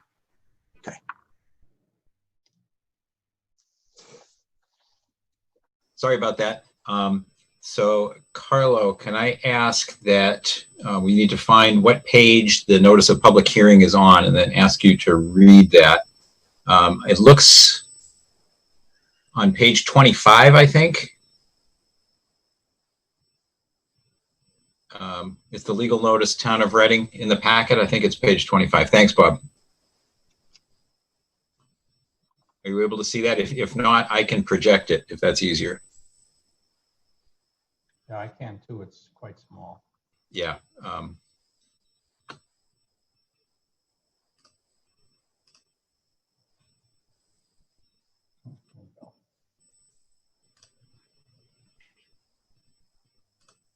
Whoops. Uh-oh. I got it, Mark. I got it. Okay, great. Thanks. I have it on my screen. Okay, thank you. Okay. Public hearing notice. Notice is hereby given under Chapter 138 of the General Laws of the Commonwealth of Massachusetts that Meadowbrook Golf Club Corp. of Reading, Mass. DBA Meadowbrook Golf Club, holder of an all-alcohol license at 292 Grove Street, Reading, Massachusetts, has applied for approval of the following. Due to a catastrophic fire in its clubhouse, the applicant is seeking to change the location of its all-alcohol license from its clubhouse to a portion of its pro shop and a tent to be immediately adjacent to the pro shop within a fenced-in area while the clubhouse is being restored. Description of the licensed premises approximately is a total of 2,130 square feet on one floor, consisting of a portion of the existing pro shop and a fenced-in tent area. Upon the foregoing application, the undersigned will hold a public hearing remotely on Zoom at 7:50 p.m. on June 3rd, 2020. A copy of the proposed documents will be available in the Select Board meeting packet at our town website. All interested parties may submit their comments in writing prior to 4 p.m. on June 3rd, 2020 to the Select Board email address. That's it. Thanks, Carl. Sorry for interrupting, Brian. Thank you, Bob. I appreciate that. Thank you, Mr. Chair. So as I was saying, there's actually three applications. The legal notice in the publication pertains to the change of location of the alcohol license. The Massachusetts Alcohol Beverage Control Commission requires a publication and notice to abutters relating to the change of location, but not to the change of officers and directors or manager. That's why there's no notice in regards to those two items. And I'd like to thank Caitlin Saunders for helping me with the publication. It's difficult, as you know, to communicate with COVID-19. And thank you so much, Caitlin, for cooperating and helping and guiding us through the process. We also got a certified abutters list from the assessors, and we made sure that certified mail was sent to all of the abutters to the property as required for the change of location. But as I mentioned, prior to that, we are respectfully requesting action from your board to approve the updated officers and directors at Meadowbrook, which require a separate vote, and then also a change of the manager, and then on to the change of location. So if I may, Mr. Chair, proceed with the request for the change of officers and directors. Please. And when you say move forward with it in terms of giving us background information on that first? Yeah, just why we're requesting it, and then respectfully asking your board to approve what we've applied for in that regard, so then it can be forwarded to ABCC for their review and subsequent approval. Great. So we actually will then, there'll be 4 separate topics. If you could approach one at a time, the board can ask questions. And Carlo, I have the motions on a sheet that I can put up. We can take them one at a time. And after we do each one, we can come back to you, Mr. McGrail, and ask you to continue with the discussion. Great. Thank you, Mr. Chair. So the first request is pretty basic. It's an update of the officers and directors of Meadowbrook. The Alcohol Beverage Control Commission has recently become very particular with this to make sure that restaurants and clubs are updating their officers and directors as they change. So in order to comply with that, we have submitted a complete updated list of our officers and directors, which it matches perfectly with what's on file with the Secretary of State of the Commonwealth of Massachusetts for the entity, which the ABCC looks for and confirms. As part of that process, we have submitted query forms for all of the officers and directors. And Caitlin was kind enough to have the police department vet all of those, and I believe that you have a clear report on everyone on that list at this time. What we're seeking is approval of those officers and directors. I won't go individually by name. I could if you want. I think it would, in essence, just be unnecessary time because you have it in your application packet. Out of the 13, I think at least 12 are Reading residents, and one is a non-Reading resident. So I think it's really just an updating procedure, pretty straightforward, and that is our first request, Mr. Chair.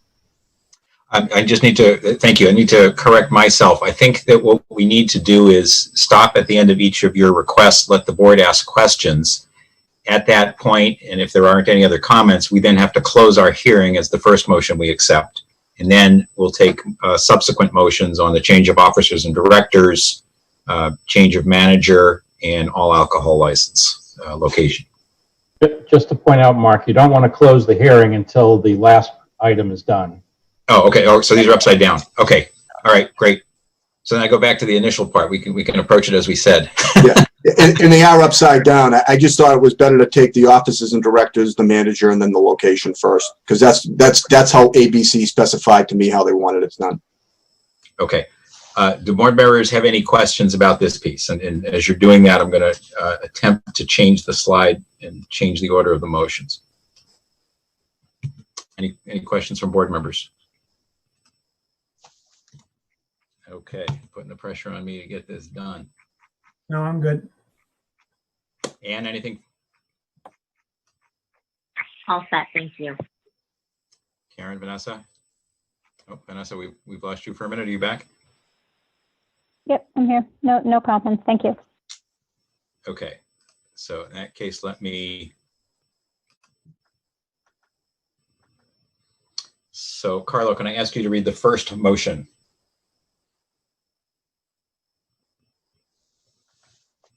Okay. Move to approve the change of officers and directors application for an annual all alcohol license for Meadowbrook Golf Club Corp. at 292 Grove Street, Reading, Mass. As presented. Is there a second? Second. Thank you. Was that Vanessa? Just to confirm? Okay, great. Any Yeah. further discussion? None appearing. Let's take the vote. Carlo? Yes. Karen? Yes. Vanessa? Yes. Ann? Yes. And Mark, yes. So we're 5-0. Okay, Brian, can we ask you to move to the next piece? Yes, Mr. Chair. The second request we have is for a change in manager of the all alcohol license for Meadowbrook Golf Club Corp. of Reading, Massachusetts. We're asking that the manager be changed to Laurie Batchelder. And we have submitted a detailed application in that regard. Laurie is here tonight. She's on the screen. And, I will present her credentials. It's easier probably for me to, it's probably hard. It's better. It's easier for someone to talk about someone's credentials rather than themselves. So I'll toot her horn. Laurie has some pretty significant experience in this area. She started in 1992 and through 1998 working at Legal Seafood as a lead server and waitress. From 98 to 2014, she was a dining room manager at Danburysport Yacht Club. From 2015 to 2016, she was a restaurant manager at Cafe Escadrille. From June of 2016 to December of 17, she was the front house manager at Atkinson Resort and Country Club. In 2017 to 2019, she was the manager of Rosaria's Restaurant, and she has worked at Meadowbrook now as a food and beverage manager for the past year, starting in April of 2019. So Meadowbrook is very proud of Laurie. She's a great employee. They look forward to their relationship with her. As you can see from the application that's submitted, she is going to spend significant time at Meadowbrook, up to 40 to 50 hours per week. So our request would be to approve her as the manager of the all alcohol license at Meadowbrook. Laurie has also submitted a co-reform, and it passed with flying colors. Thank you. Questions from board members? None at this time. Not seeing anyone wanting to chime in. Carla? I'm good. I'm good. And anything? All set, thanks. No, thank you for submitting the packet, and Bob for the information in terms of the reviews that have taken place. Very much appreciated. One of the things that, if I could just take a moment, one of the things that this board has taken very seriously are these alcohol permits and licenses. And we ran into some circumstances where people were not compliant, and those are situations we really don't want to be in. And I know, Laurie, with your background, you are a professional, you understand these things. And from my perspective as a board member, these are things that are very important to us as a town, to make sure that we're doing these things correctly. The certifications are correct. We updated a lot of our rules around this just to make it easier, but also clearer in terms of what our expectations are. So appreciate your background and your kind of staying with the crossing the T's and dotting of the I's here. Any other comments? None appearing. So we need to read this second motion, please. Okay. Ready? I'm sorry. Yep. I'll bring it back onto the screen for everyone else. I'm sorry. Okay, I have it. Okay. Great. Thanks.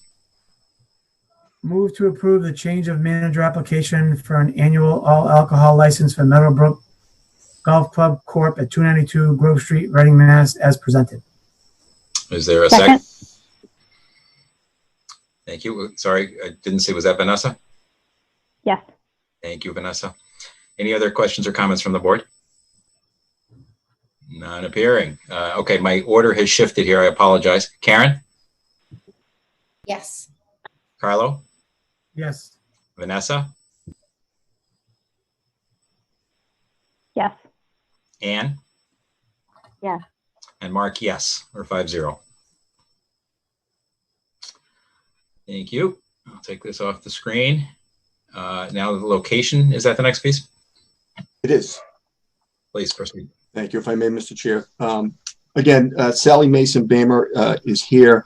Sally, as I mentioned, is the president and the director of Meadowbrook, and Sally appeared at your last meeting, I think, to give you a status report on what's going on with Meadowbrook, and so I think you have an idea of what we're seeking in this regard tonight.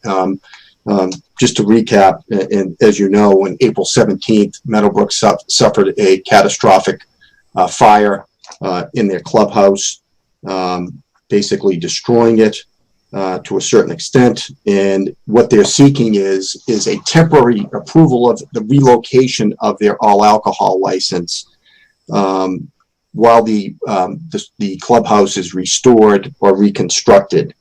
And what they're seeking to do is to relocate the alcohol license to a portion of the pro shop, which is situated on the same property at 292 Grove Street. And then they plan to erect a tent adjacent to the pro shop, and the portion that would be used to serve food and alcohol. And that tent would be fenced in and secured, so the entire area would be secured where any alcohol would be located. And as part of that, they're proposing 52 seats under the tent area, as you can see them laid out on the plan that you put on the screen. And they're proposing 6 seats within the portion of the pro shop that would be used for some food service and alcohol service. Also included in there is a service bar for alcohol, but there is no bar being proposed where people would, sit at a bar to eat food or drink alcohol. So the seating arrangement would be entirely on the table, at tables. We think that this is a relatively modest accommodation for some basic services to the club members and their guests, which are needed at this time because notwithstanding the fire, the club is still operating its golf operations, pool, and tennis. They would like to be able to provide these basic services for their members and their guests. Thank you. Questions from board members?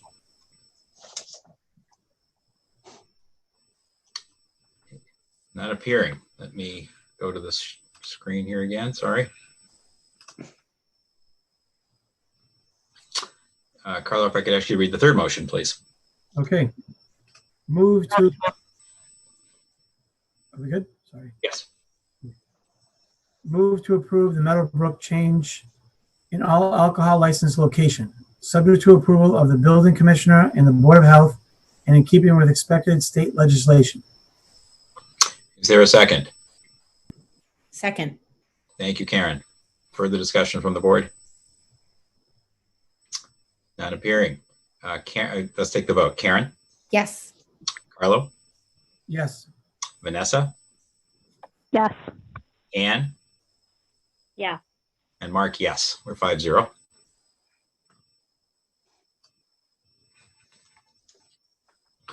And does that cover all your requests for this evening? It does, Mr. Chair. Thank you. Thank you, members of the board. Thank you very much. So in that case, we will accept a motion to close this hearing. Carlo, can I ask you to read the fourth motion here? Okay. I got it. Move to close the hearing regarding Meadowbrook Golf Club Corp.'s liquor license amendments. Is there a second? Second. Thank you, Karen. Any discussion? Great, we'll take a vote. Karen? Yes. Carlo? Yes. Vanessa? Yes. Anne? Yeah. Mark, yes. 5-0, that hearing is closed. Thank you, folks, for your plans and for joining us this evening. Thank you, Thank Mr. you. Chair. Thank you, members of the board. And good luck to you. Thank you. Thank you. Yeah, have a great season. Thank you. Okay, let's come back to our agenda. Sorry, I've got to swap screens around in the background here.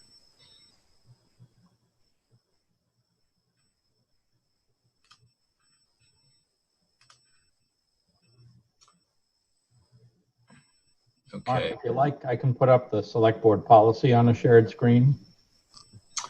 As it relates to parking and dining?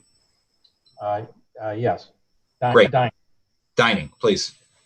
Gene, you're done your PowerPoint? Yes, I'm all set. I can pull it up on my screen if that's easier, but Here you go. Did everyone see that? do you want me to walk everyone through kind of what the key changes are? Yes, please. That would be great. So this is the Select Board Policy Section 3.9, which currently allows and has been used for sidewalk dining. And it was adopted many years ago, so there are a couple of things that we're taking opportunity to modify here, given the current state of things. And by using this tool that's already in place, we thought this was the easiest and quickest way we could respond to the kinds of requests that we're getting on this. So, so this is the policy. In addition to the policy, this outdoor dining is a license. And so there will be an actual license document that will have some additional procedural kinds of things on it. Likewise, town staff is preparing an application and checklist. So we're really trying to make this as straightforward and simple as possible for the applicants. So those are the two things I wanted to mention so that the board is aware that there are other documents that'll be go along with this. But basically, we did added a section to the existing policy under 3.9.7. This is really where the new wording is in place to allow this expansion from just being on the sidewalks as well as a few other things.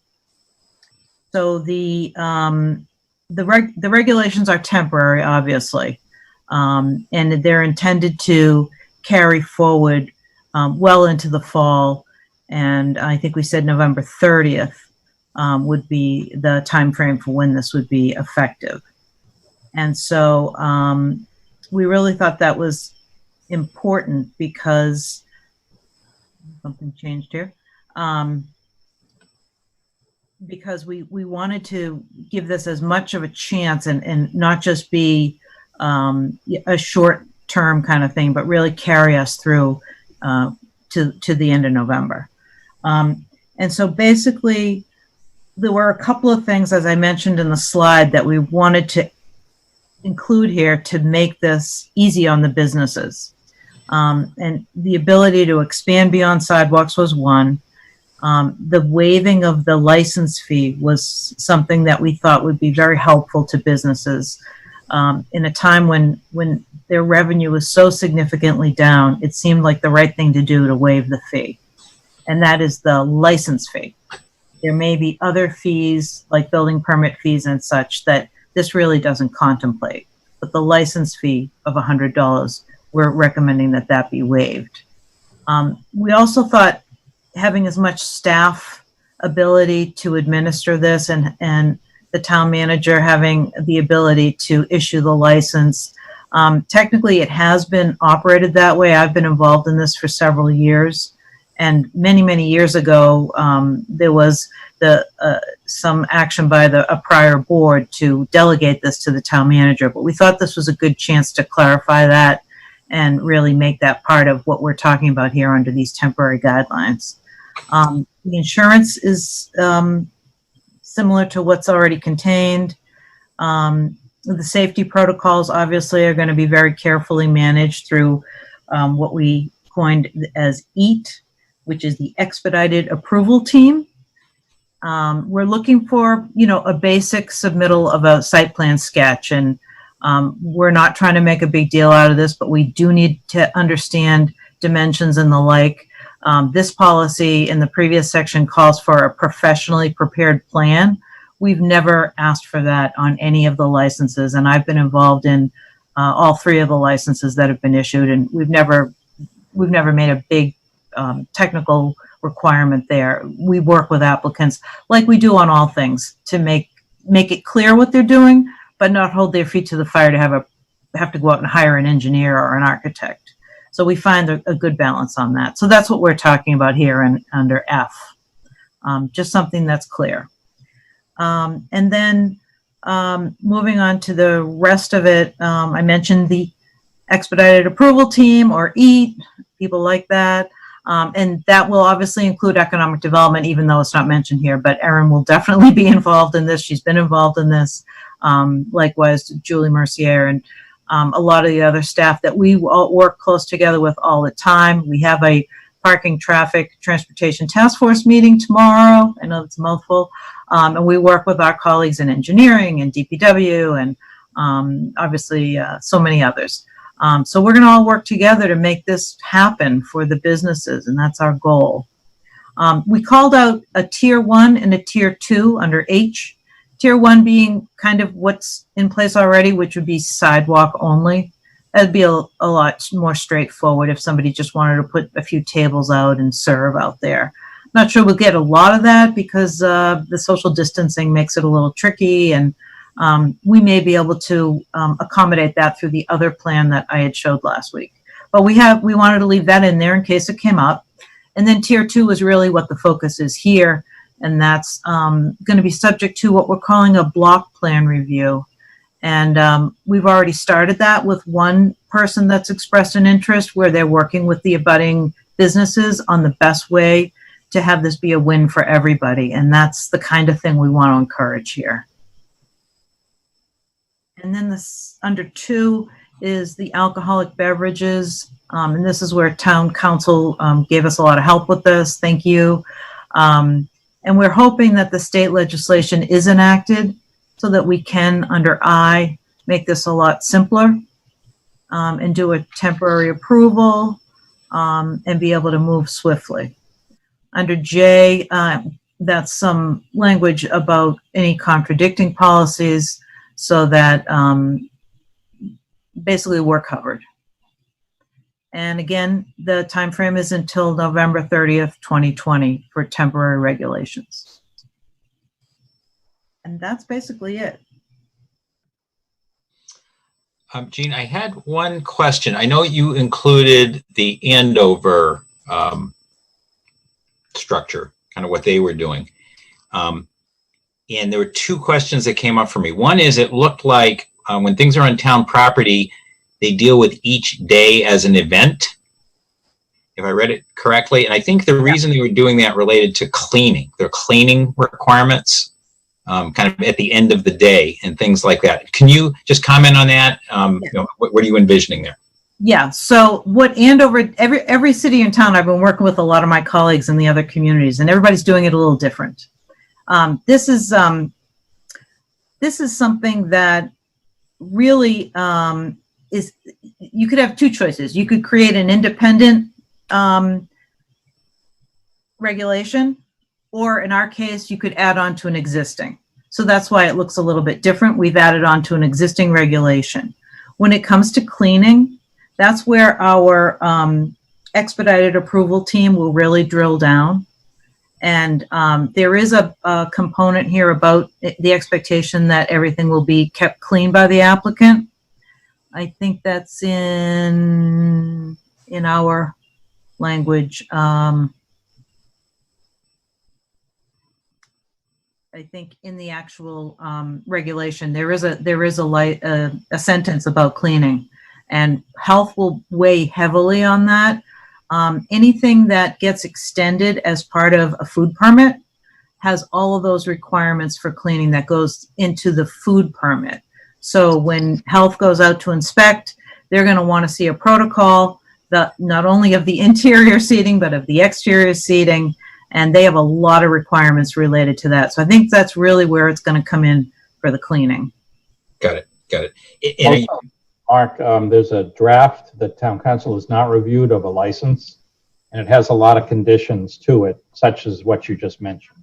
Okay, great. That was my concern. And just thinking about it, especially if we're using, you know, obviously everyone wants to keep everything clean, but especially where it's going to be covering some town space also, it probably is in our interest that during the day or evening, obviously it's being kept clean, but also at the end of the evening, that it should be thoroughly cleaned as well. So, you know, perhaps that's something that can be included in there. One difference, Wakefield is doing similar to Andover. They're calling it an event, and they have certain hours of permission. We're taking a different approach. We think there'll be interest, and there already is one example of having a structure up for the whole season. So not something that is put up and taken down every night or only appears 3 days a week. Right. Got it.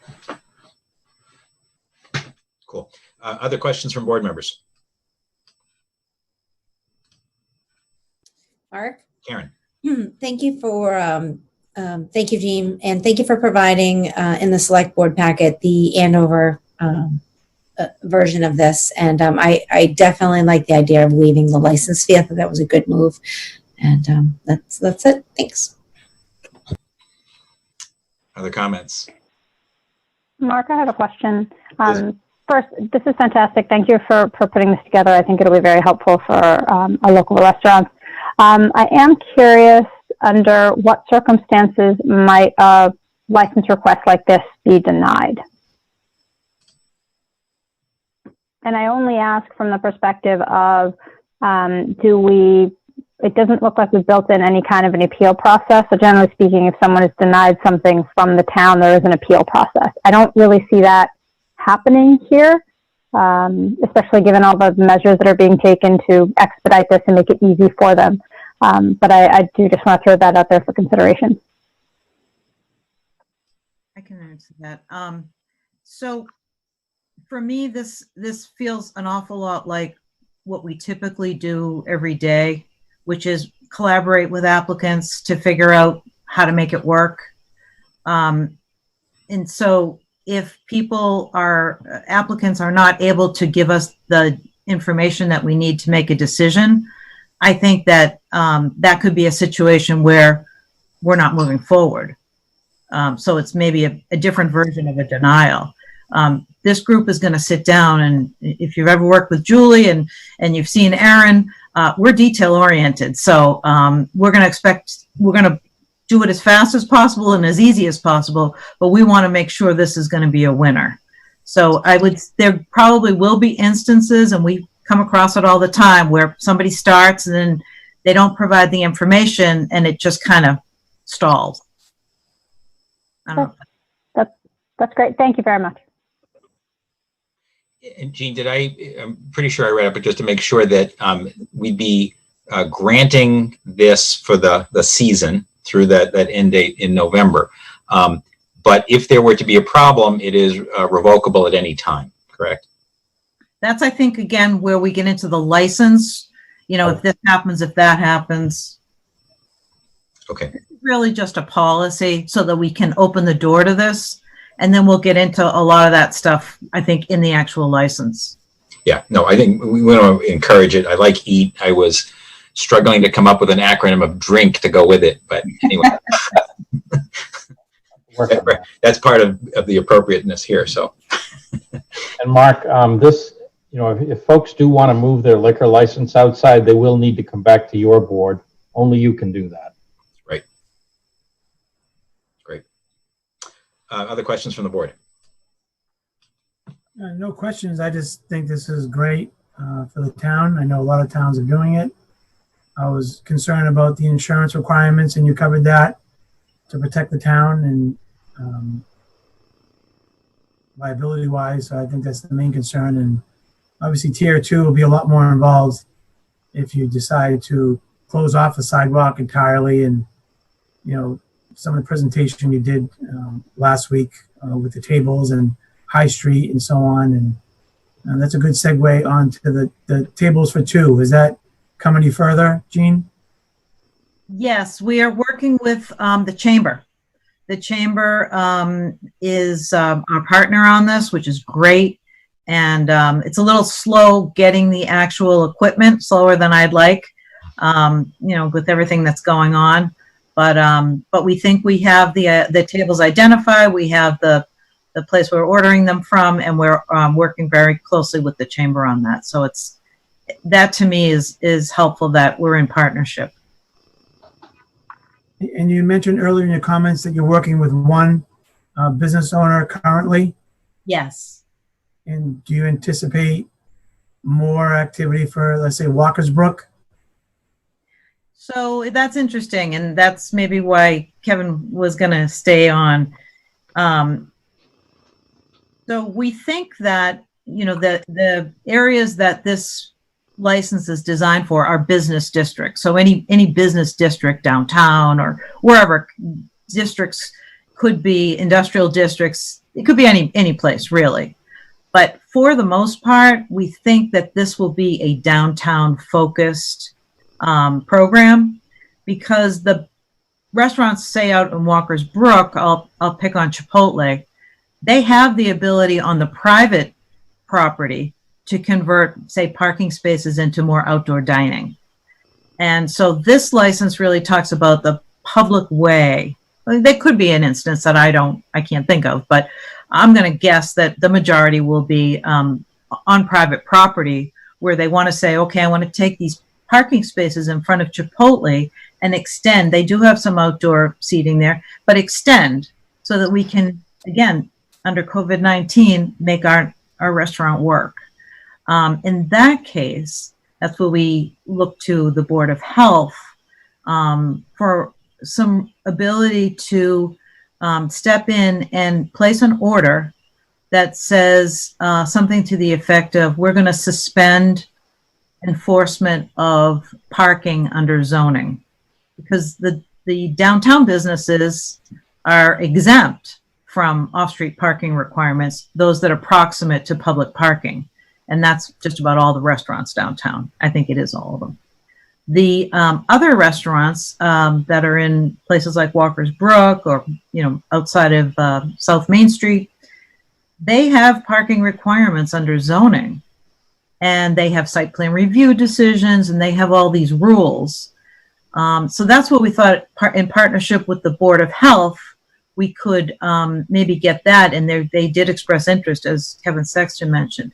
We could get their help to say, let's suspend those rules that affect those businesses, at least enforcement of the rules. Let's suspend that for now, and let these businesses have the flexibility to do the kind of thing that we're talking about without jumping through hoops and having to go back to CPDC and having to, do all these things that are really not necessary at this point.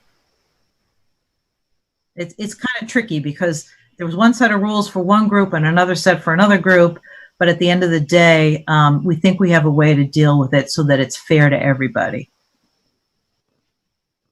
And we'd still like to be able to review those plans for the businesses that are subject to zoning requirements. And we think that our EAT could be very helpful in reviewing that to make sure, again, we want things that are going to work.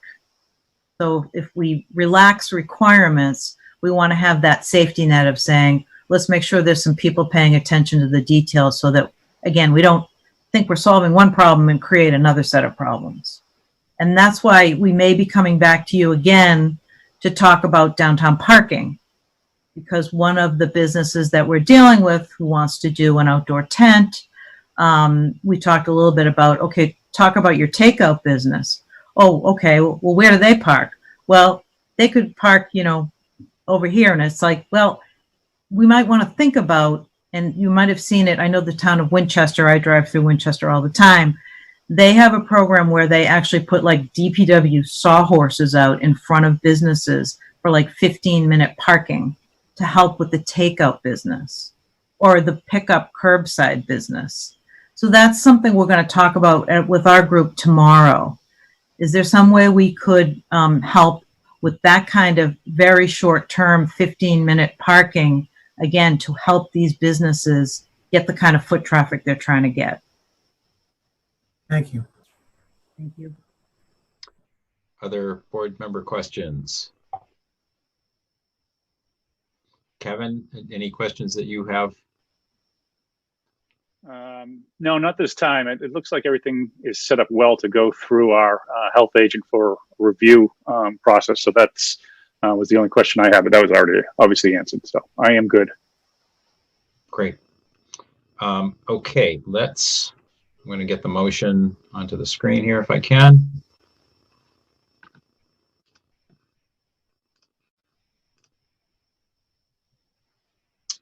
So Carl, if you could read the first motion on outdoor dining, please.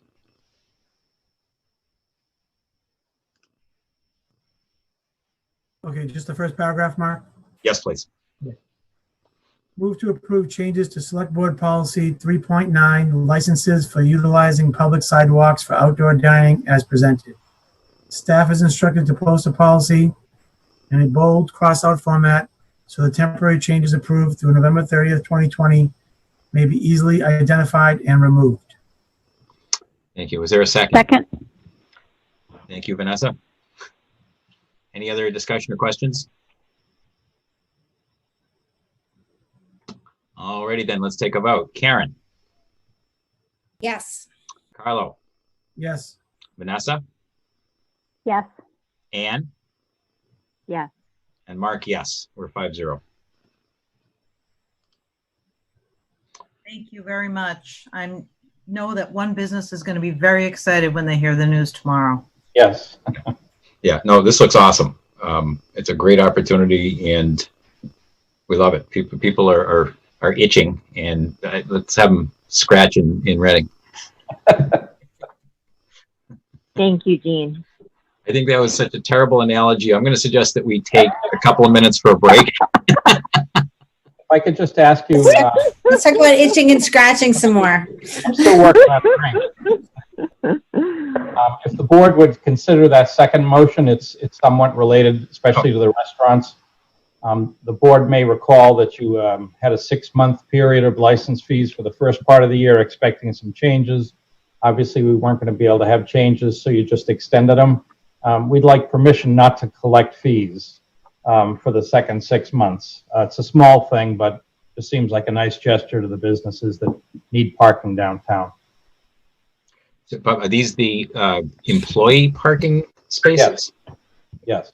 It's not the train depot parking, it's just the businesses that get spaces. Okay, Karen, did I see you wanted to chime in? I am fine with this suggestion. Thank you. How much does the town usually collect? I was thinking that this amount would be about $20,000, Ann. Okay. And have we budgeted accordingly? Yeah, we Was knocked that considered? we What was knocked that our local considered? revenues down by quite a bit for next year with things like this in mind, plus reduced Okay. meals tax. Vanessa, did you have a question? Nope, sorry, I saw you unmuted. Any other questions, comments from the board? Okay, we're ready for the motion then, please. Carlo, if you could read the second one that's posted now. Okay. Move that the select board waive the fees for downtown parking permits issued for the period of July 1st, 2020 through December 31st, 2020. Is there a second? Second? Thank you, Vanessa. As written, is this clear that this is the employee parking? It doesn't relate to the depot? Does downtown parking clarify that sufficiently? Yes, it does. Okay, then I'm fine with it as well. Any other board member comments? None appearing. Let's take a vote. Karen, Yes. Carlo, Yes. Vanessa, Yes. Ann, Yes. and Mark, yes. We're 5-0. Thank you. No, thank you. So it is 9:03 per my clock right now. Why don't we break until 9:15? Is that all right? Is that too long? Do we need 5 minutes or we want 10?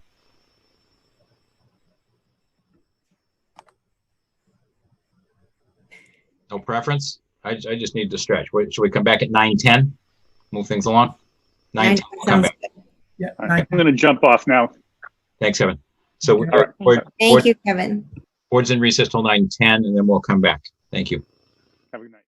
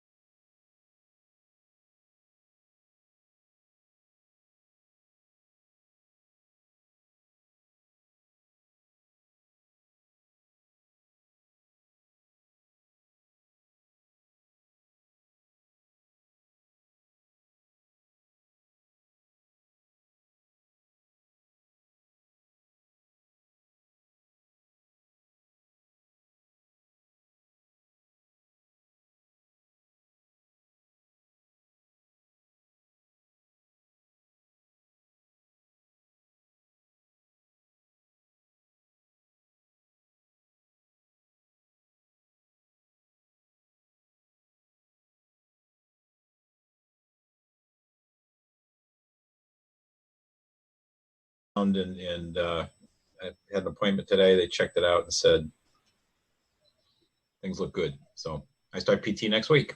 Good.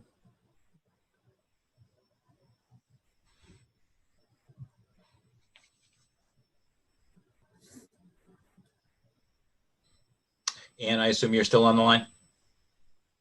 I am. Okay, let me just ping Vanessa.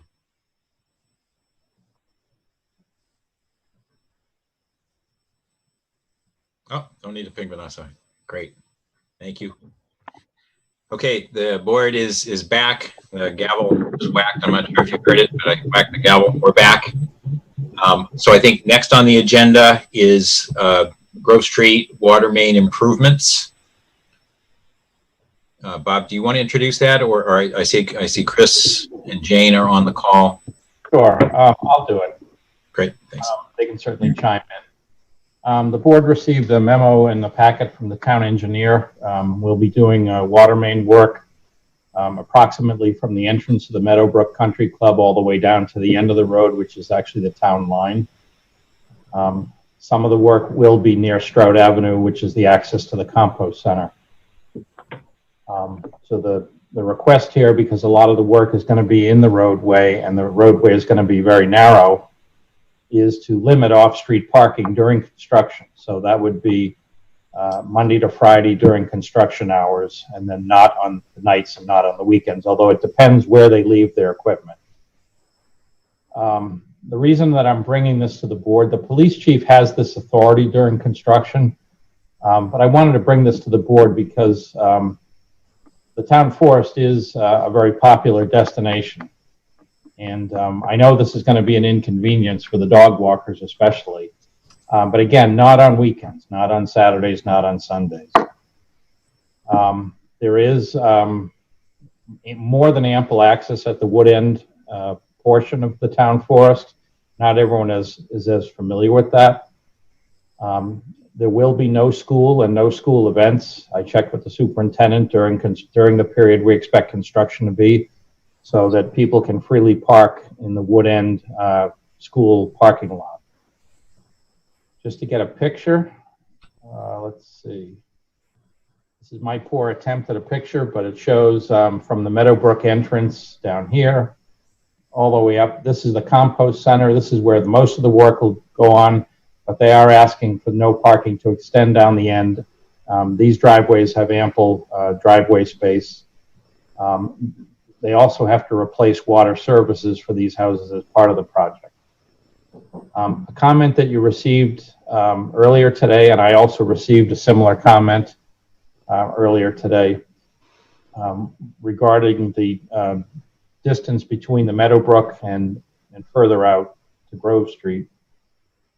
That's really not related to the construction project. Whether it's a good or a bad idea during Meadowbrook's reconstruction, I can't say. But it wasn't a request from us because of this project. So it's really a second thought. And again, especially for that area, I'd feel less difficult that the police chief could just make that ruling on his own for safety reasons. And again, that would be related to the Meadowbrook project, whatever might go on there. Construction, let's see, is expected to be less than 2 months. I don't remember if it was in here specifically, not really. No, it wasn't there. Yeah.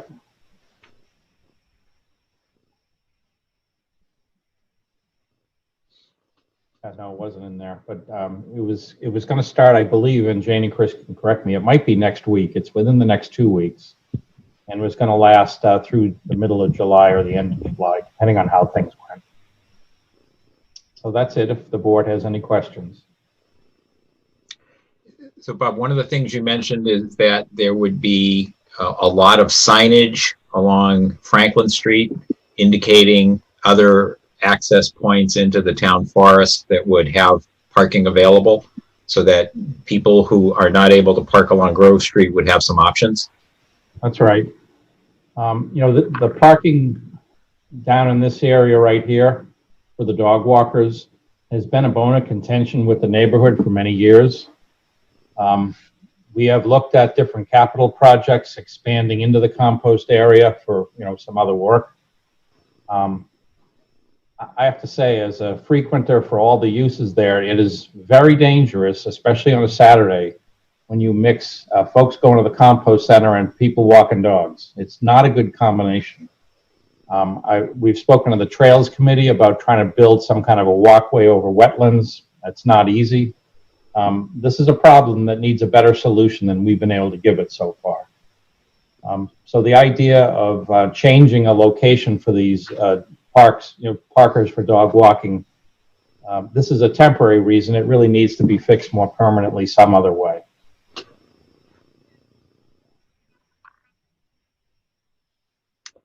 One other quick question, and then I'll ask other board members. The expectation is the construction is during the week? Correct. Okay, and then would the restrictions on parking be for the entire period, 7 days a week? That really depends on the specific construction. I would say it would be Monday to Friday, but then, if they've left equipment in front of a certain area where you would have liked to park, then de facto, there's no parking there. Right. But if there's a spot open, that's fine.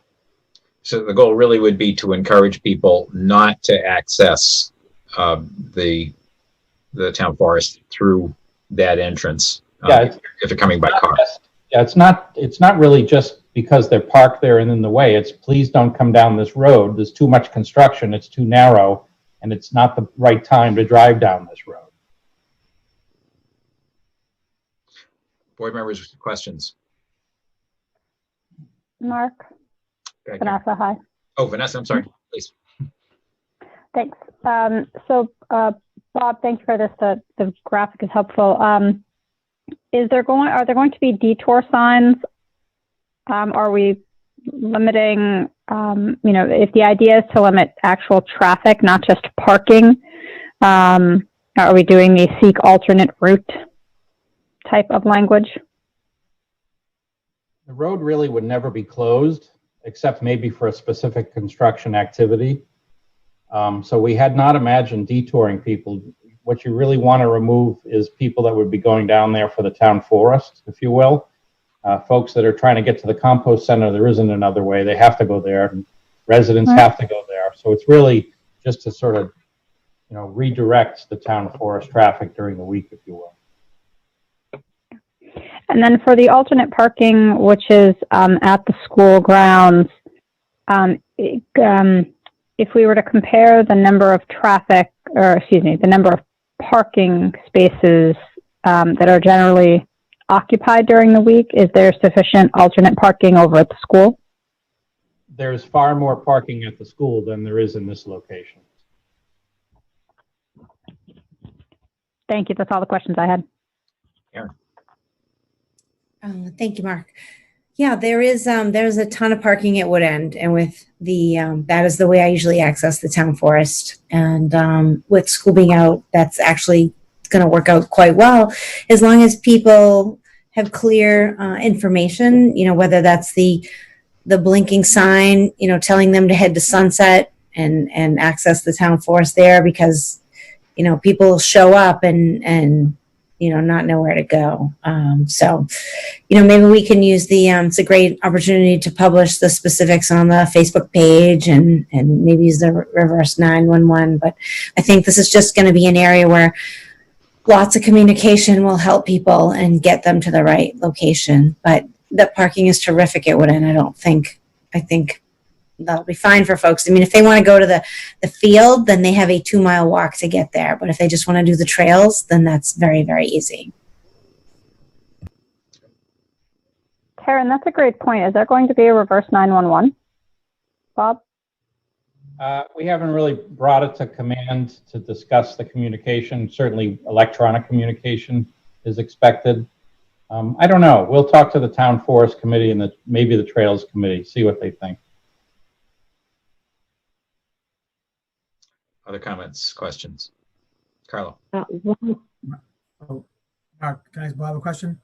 Please go ahead, Carlo, and then Ann, you'll follow. Bob, is there any restrictions that the contractor can't work on Saturday because of weather or staffing issues? I know there's a restriction, they can't work on Sunday, Carlo. I'm really not 100% sure about Saturday. I believe it's laid out that they cannot, but I can't swear to that. Later on, Jane, if Jane is there and Chris is there, they may know. Okay, thanks. Jane, were you about to chime in, or Chris?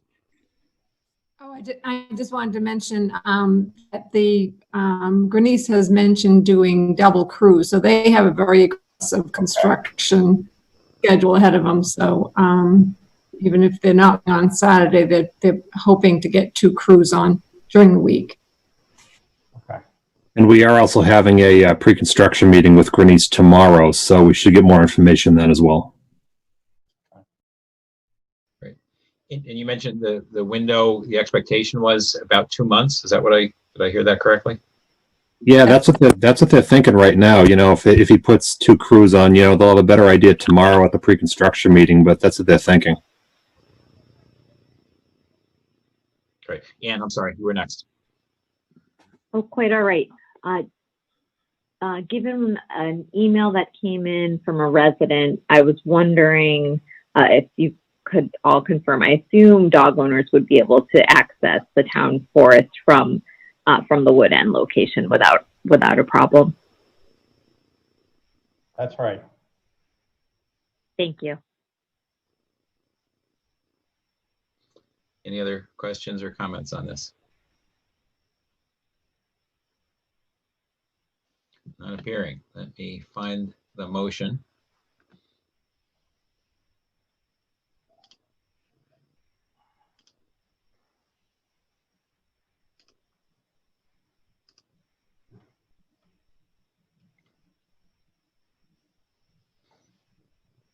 Okay, Carlo, can I ask you to read the motion, please? Okay, sure. Move to approve a temporary no parking restriction on Grove Street as presented. Is there a second? Second. Thanks, Karen. Do we need a little bit more information in this, just in terms of expectation of time or anything else? I guess I can always bring this back to the board if there's some kind of a construction snag that is found along the way that's going to change the schedule. But it shouldn't coincide with the school year, it sounds like. No, it shouldn't. And, you know, we'll see what they say tomorrow, but there is no way we're going to want them to work on weekends when the compost center is open. It just, it just wouldn't work out. No, that's asking for trouble. How do board members feel? As is, or would you prefer more information in here? I mean, we really can't put an end date because we don't have one. Is that what you mean, Mark? Yeah. Mark, I think it's fine as is. If we need to make changes or if we hear from residents that there are problems, we can revisit. Okay. Is that all right with others? I didn't know whether we should reference the specifically the water main project. I wouldn't think we need that. Okay. So I guess it's fine here. So, sorry, so we have a motion. Did we have a second? I'm not sure we did have a second. Or Karen, did you second it? Second. Okay, did second it. Okay. So any other questions, comments? Nope. Okay, so let's take a vote. Karen? Yes. Carlo? Yes. Vanessa? Yes. Anne? Yes. Mark? Yes, 5-0. Okay. Sorry, just going back to my agenda here. Next up. Whoops, I've got the picture.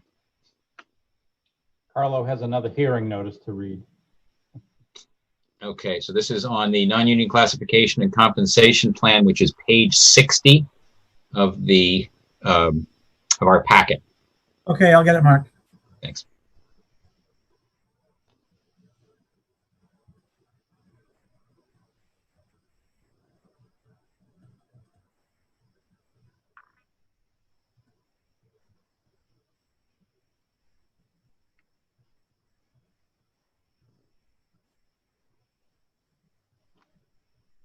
Okay, we ready? Yes, please. Okay, to the inhabitants of the town of Reading, please take notice that the select board of the town of Reading will hold a series of public hearings on June 3rd, 2020, remotely on Zoom due to the following. Approve the FY21 classification and compensation plans at 8 p.m. Approve water, sewer, and stormwater rates for fiscal year 21 at approximately 8:20 p.m. A copy of the proposed documents regarding these topics will be in the select board packet on the town website. All interested parties are invited to attend the hearing or may submit their comments in writing or by email prior to 4 p.m. on June 3rd, 2020 to the town manager email address. Thank you, Carlo. Bob, do you want to give a quick overview, or Sean, are you planning to? Well, present and us? I'll also introduce Sean Donahue, our former HR generalist and current HR director. So Sean he was shared between the schools and the town. We got him about 60% of the time. And he did a really great job for a long time. Then for some reason went off and decided to be an assistant town manager with an aspiration to become a town manager someday. It didn't take too long before he realized what a foolish idea that was. And we're very fortunate to be able to get him back as the HR director. So thank you, Sean. The board has two different documents to approve, I guess. I'll share the first one.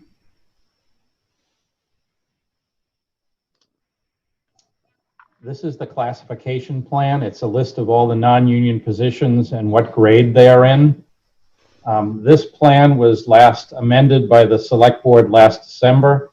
It was just changing the name and removing our CASA from a couple of job titles. So there is no requested change from what the board did last December, which was really just changing names. So that's the first document.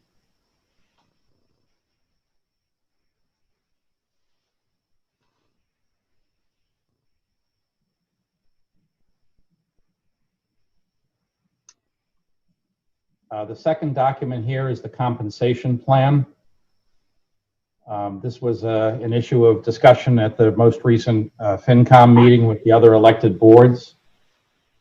Non-union employees, again, have these grades shown on the previous document, and then a step program. New hires typically start in the low end of steps, although we had found through very competitive job market that we were more and more often needing to hire people at step 6, 7, and 8. The town manager has the authority up through step 8 to hire someone. Anyone that wants to be hired at a higher step would require the select board's permission. This classification and compensation plan, rather, is a 1% COLA, which again was debated a couple of weeks ago. And this would be in effect for the fiscal year, which technically begins June 22nd from payroll. One option was to bring this to the board after town meeting, which is more typically what we do. But town meeting scheduled for June 15th with the possibility of running to June 18th was getting way too close for our payroll department. So they have a lot of pre-work they need to do, and working remotely is quite a challenge, and having 25% in the office is not easy. I can see from where Sean's sitting, he's upstairs right now. But it would be very helpful for the process for the select board to approve both these tonight in order to get payroll where it needs to be in a couple of weeks. So I don't know if there's any more questions. So just to review for the board, there were discussions taking place about the budget for fiscal 21, and the original budget was, we had seen it originally. There was a revised budget that was created by Bob and John Doherty, and there were some suggestions of some changes that were made in that. One of them was to eliminate this 1% COLA. I think, was it for 6 months? Am I correct, Bob? It was to eliminate it so that you would next pick this up perhaps in December, and then decide whether to apply it for the last 6 months or not. Right. So it was one of the original cuts that had been suggested. The Finance Committee, and I think most of us or many of us were on the call, discussed this, and their feeling, I believe, was that the union and non-union employees should be treated similarly. And since there's no ability to impact the union contract, which had a COLA, that the same should apply for the non-union. And so that's why this is kind of a 1%. Am I correct in that, Bob? That's correct. Okay. Any questions from board members? Vanessa? Nope, sorry. I keep taking, I get the wrong cue on that. Anne, let me ask you if you have any questions. Not right now. Thank you. Carlo, Karen, Carlo, go ahead. Oh, you're muted again. Sorry. Sorry, I'm good. This was heavily debated at a finance committee, and I know a lot of us, if not all of us, sat on one meeting. So, and they had their own separate meeting. So, I'm good with it. Okay, let me seek to find a motion. I found it. Okay.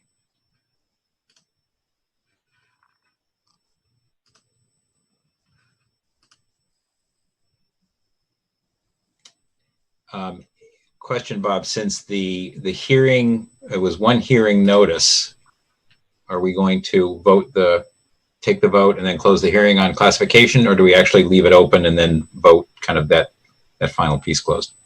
I would just leave it open because it was read as almost like one big hearing, so just leave it open. Yeah, that makes sense. Okay, Carlo, can I ask you to read the second motion here?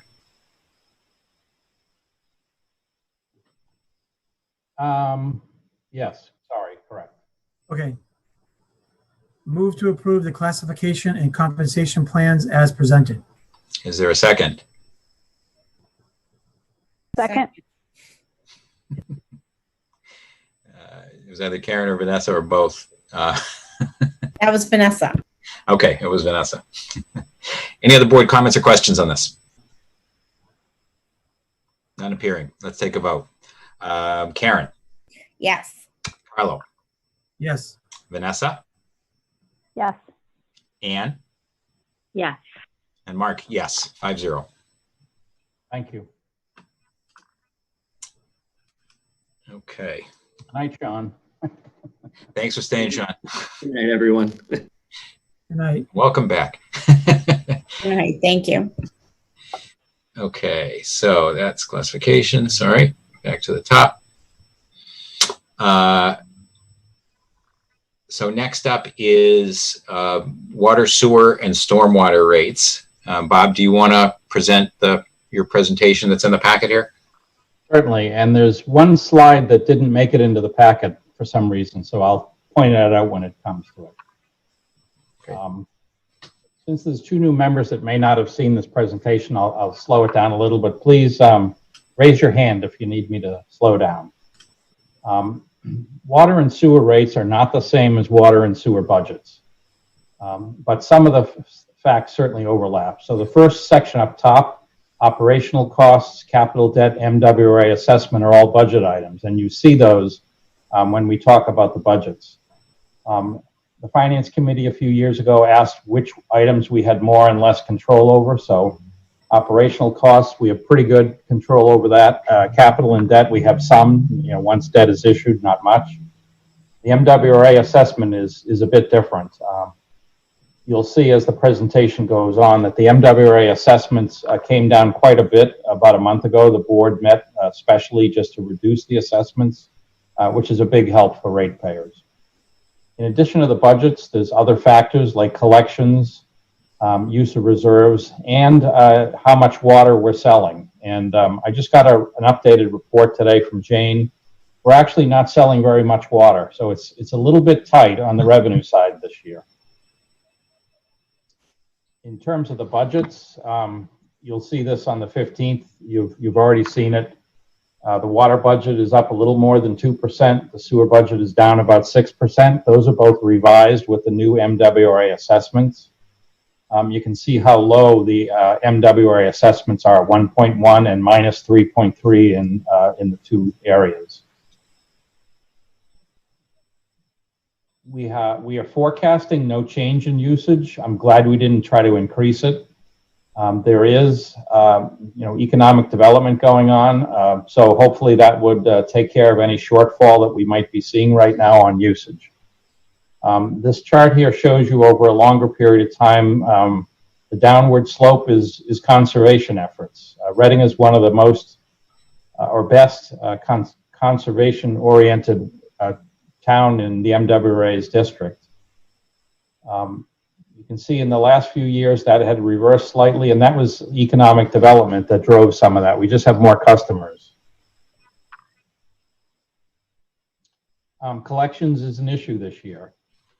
You've heard some discussion with me on tax bills. It's a little different in water, sewer, and stormwater.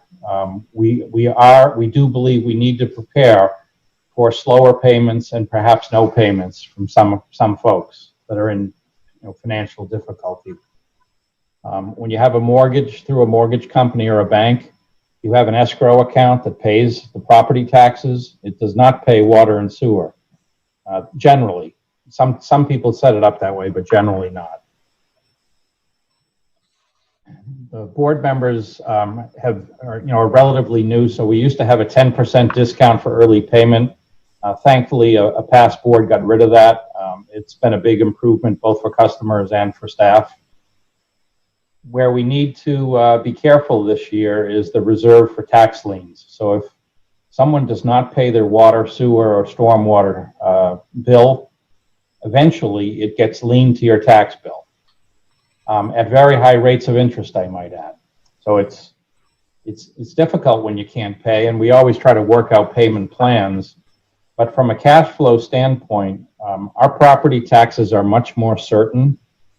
Our water, sewer, stormwater are not. We may find deficits next year just from a payment pattern. This is a topic the board had a lot of discussion on, I want to say maybe 4 or 5 years ago. We worked down to a 3 to 3.5% rate, bumped that up a little bit to 4 a couple of years ago. And I'm suggesting we need to bump it to 7% for next year and hope for the best. That has a direct impact on rates of about 3%. So, if you're budgeting for not collecting as many bills, you have to share that cost over the bills you think you'll collect. I was sure that the board's objective for this would be to try to have rates as unchanged as possible. And there's 2 ways to get there. First of all, if the board chooses to use no reserves and town meeting does not approve any reserves, the combined rates would go up over 10% for next year. And that's using all the factors I mentioned, very tame budgets, a little bit more in collections. The reason it's up 10% is because we're using a lot of reserves this year, and if we stopped, you would be paying the price. There's 2 ways to get to a combined zero. One is to keep water and sewer rates identical, and the other is to increase water and decrease sewer. You remember from the budget portion that the water budget was up a little bit and the sewer budget was down a little bit, so this is just another option. For water rates, the way if you want to keep it at 0%, you have to use $1 million of reserves. If you're willing to let it go up by 3% odd, you can use 800,000 of reserves. Either one of those is a very easy decision to make. The reserve balance is very high, over 5 million. Sewer's a bit the opposite. If you want a zero, you only have to use 325,000. If you want to offset the water increase with a negative 3%, you have to use 525,000. Both of those are easily manageable within the reserve level of 5.7 million. This is a history of combined rates. You can see that with a couple of exceptions, back in 2013, we had guessed poorly on usage, and there was a lot more conservation than we estimated. So we've tried to be a little more careful on that. The -7% was the year that the board eliminated the discount, so that's really a false number. It was really more like a 3% increase. And then 2 years ago, there was no change, and this year the board has every tool to make it no change again. In terms of a choice, I don't really have a strong opinion. But I just would remind the board that, at least in the short run, water budgets will go up a little bit more than sewer budgets. And that's the only reason I presented option B, is that would just, as you know, we talk about using free cash in the general fund and building too much of a cliff to fall off of. It's the same thinking here. If you use too many reserves and you have to then, stop using those reserves, you get a bigger increase. So that case B would allow the water rates in the future to be easier to manage. Really not a big deal for next year, though. Lastly, stormwater. I only did one slide because it's really somewhat dull.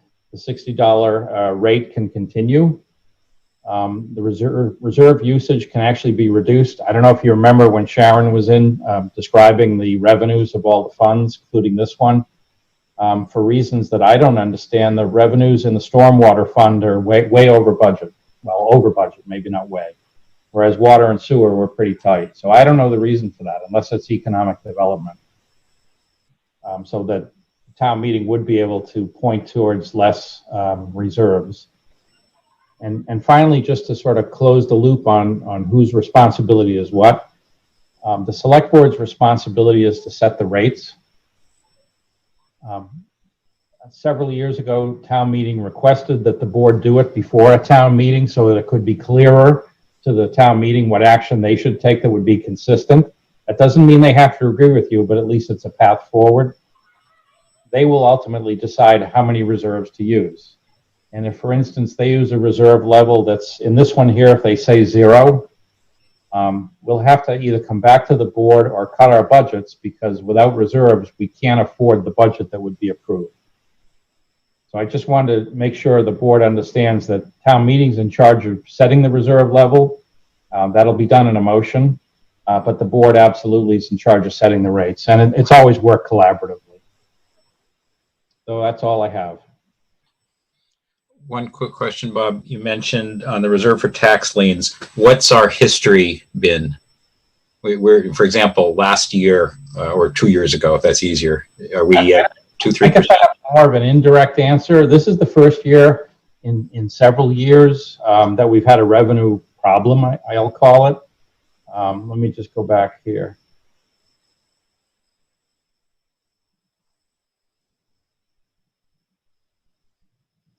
"2013 was the last time we really saw a problem in collections. We weren't collecting enough. And that was a function of we weren't selling enough, not so much we weren't collecting it. The actual rate of collections, the reason that we were more careful about this topic was when the select board got rid of the discount, we didn't know if that would change people's patterns of payment. And it really didn't. People always wait to the last day to pay their bill. It's just that when they missed a 10% discount, they were much more unhappy than if they just had to pay an 18% interest rate for 2 days. So we found that the payment didn't change. In terms of this year, it's just too short of a period in the last month or so to make any calculations. Sharon went over that with you, that it was too soon to determine if people were paying water and sewer and stormwater slower.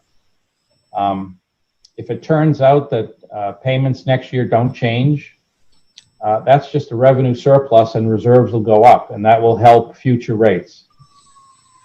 If people pay even slower than we're guessing, we're going to have to revisit that. That could be an issue. Our budgets are too high, our reserve use might be too low. It's not inconceivable, and we had to do it in 2013, that we have to go back to town meeting in the middle of the year and say we have to use more reserves to pay for the budget that you've approved. So that would be, looking at the risk, it could go either way. Honestly, it's really hard to know. So it's kind of a middling number. Yeah, I think so. Okay. And the other question is the level of reserves that are in the system, and why it's so important to keep at least a reasonable level of reserves in both of those accounts. I remember last year we talked through, I think, capital projects, as well as the ability to, sometimes offset the rate increases.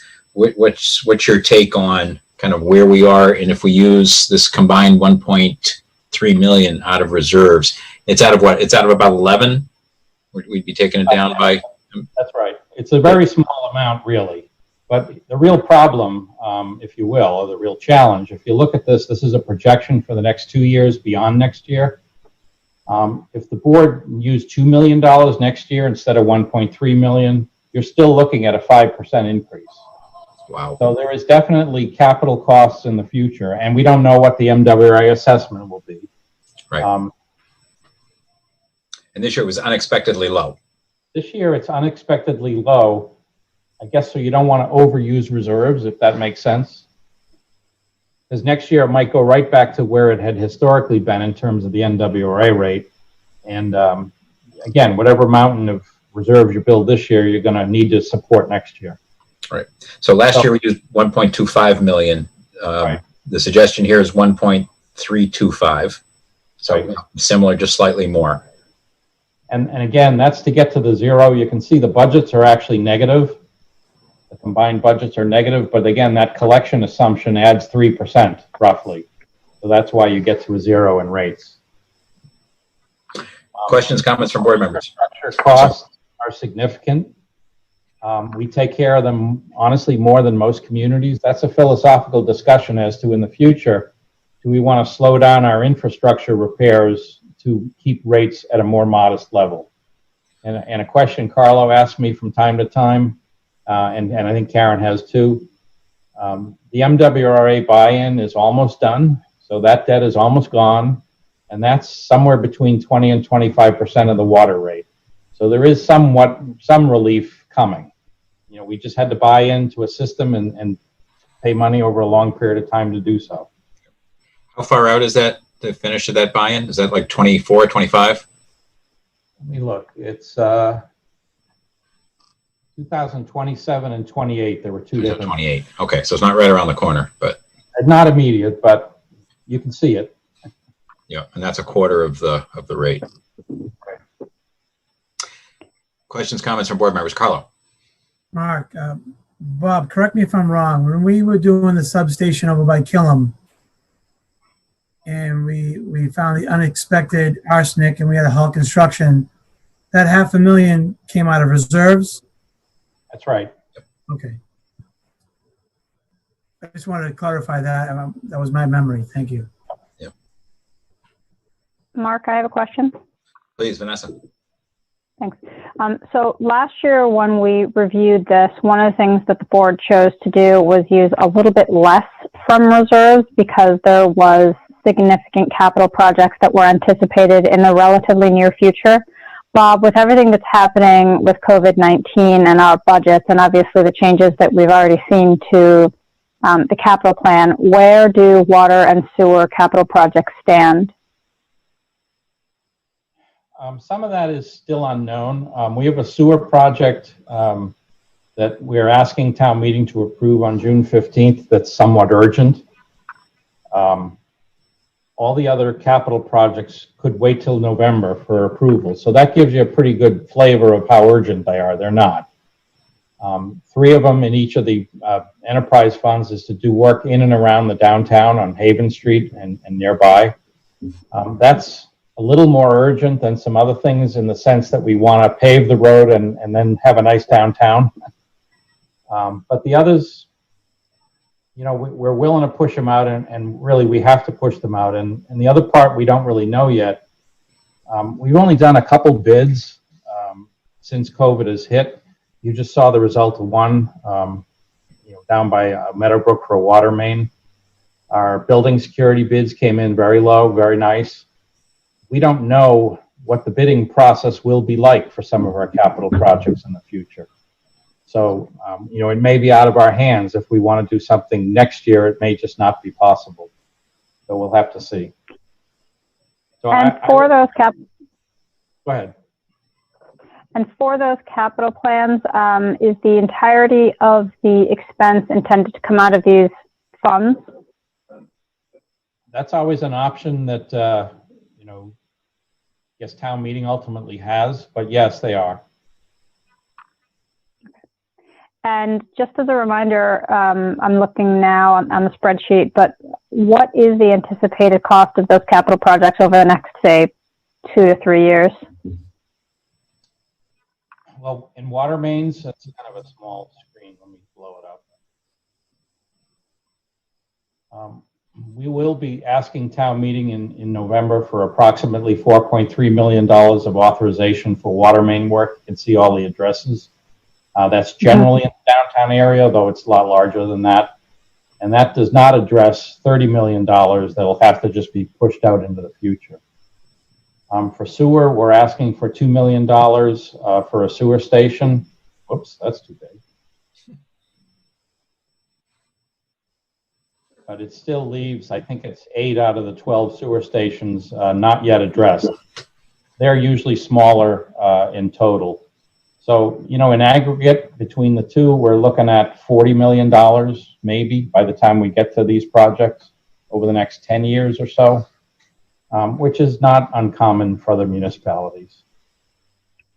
It's But in the short term, it's just like our road. in the short, Just never get there.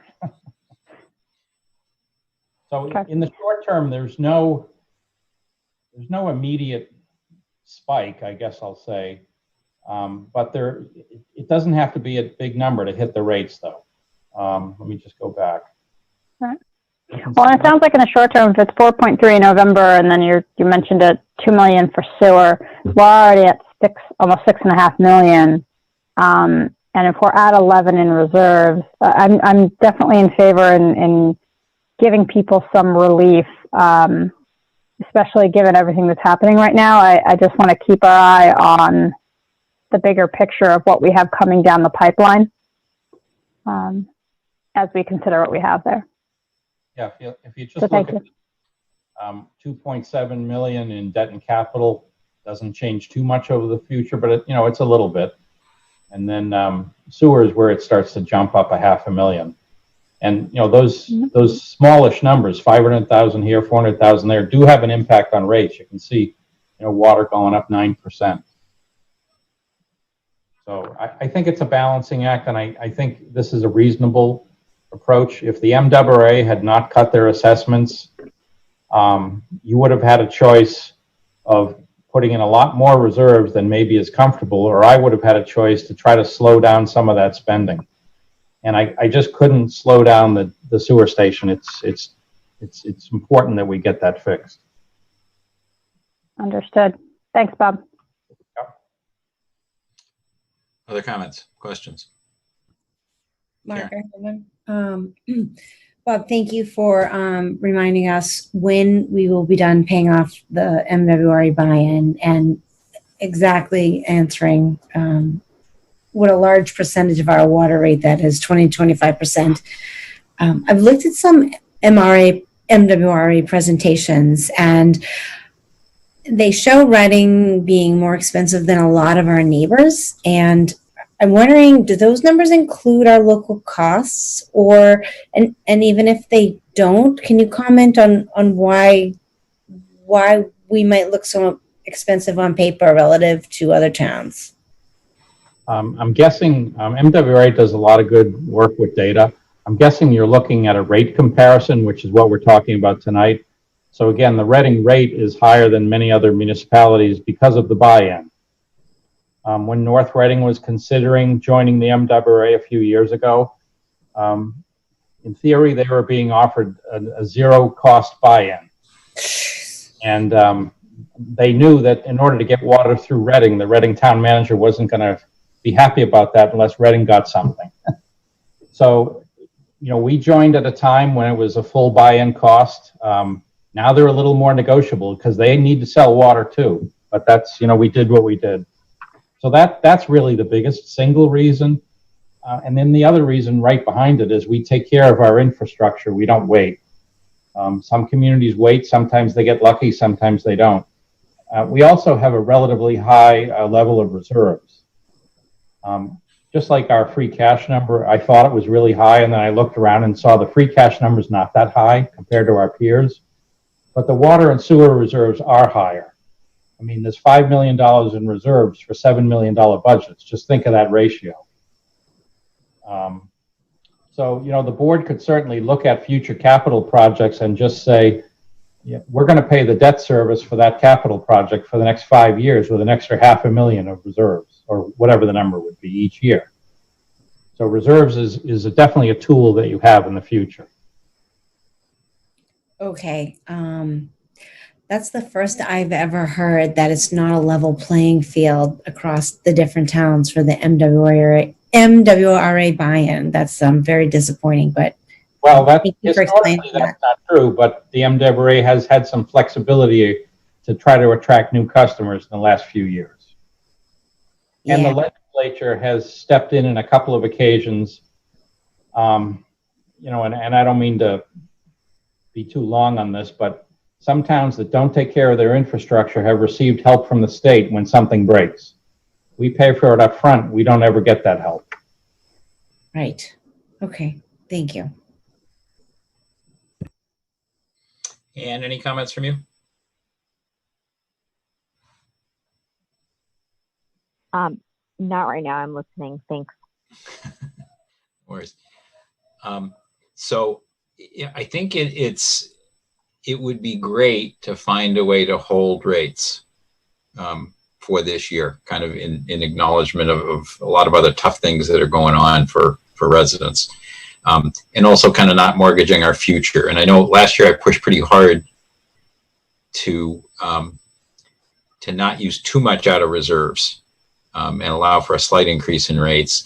I'm looking at kind of A and B here, Bob. And so, I mean, the dollars are the same. The issue is kind of where it comes from, which Right. reserves we use.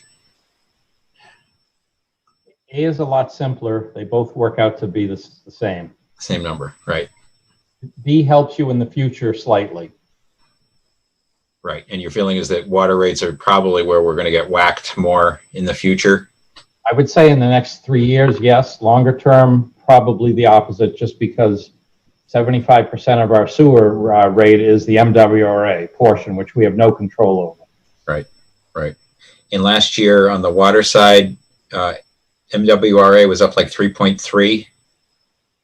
Is that what just the water? Yeah, you know, this year they put out forecasts a couple of years in advance, and then they always come in lower. I think that's good PR. Yeah. They've been carrying some sixes for a faraway view, and as it got closer, they've worked them down. Last year there was definitely one of them. One of them was in the threes, 3.5, 3 3/4. I think it was water. Got it.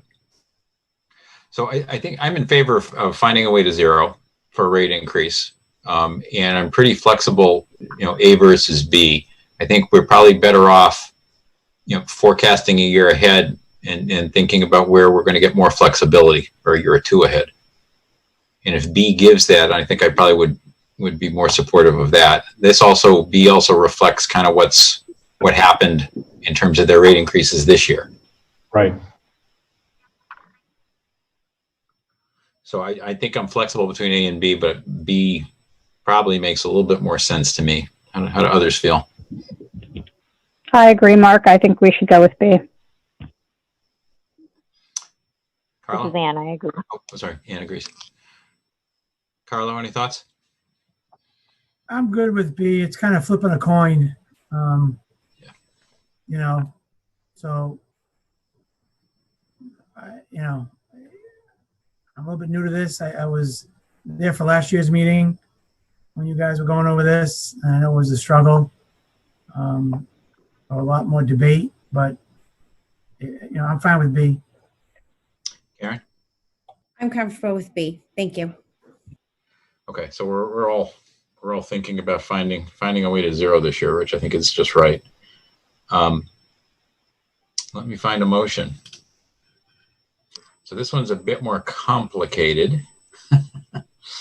And we're probably going to need a combination of things. So let me bring this up.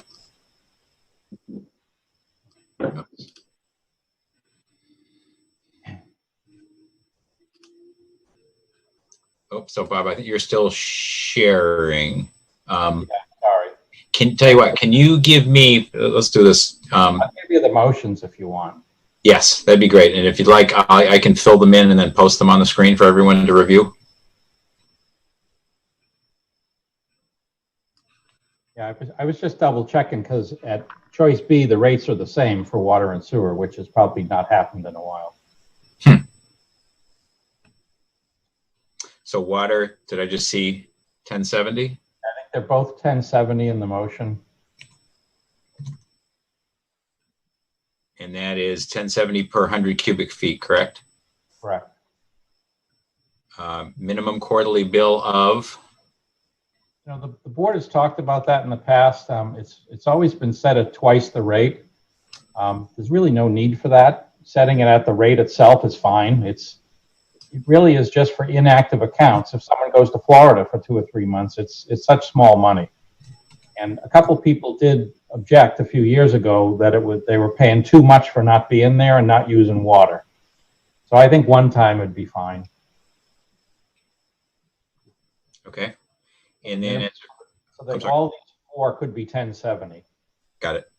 And then stormwater rate, That would be is that $60? And is that per unit or is that flat? For a single family home, it's flat. For a commercial, it's per 3210 square feet. So a single family home all gets 1 unit.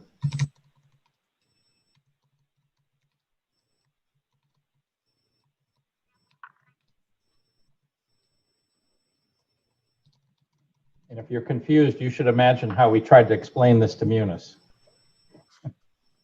Let me try to post this. You want me to stop sharing, Mark? Yeah, if you could stop for a second, and then let me try. I'll take over with hopefully the right motions, and let's just, before we take the motions, let's just make sure that they make sense.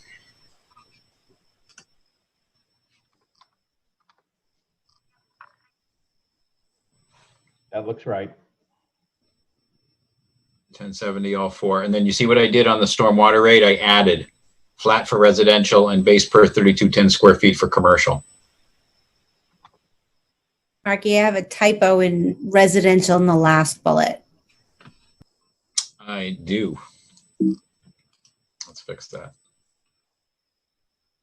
Mark, should it be single family, like Bob said? Does Yeah. it need to be? Yeah, let's do that. So let's go for, Put SF in front of the residential.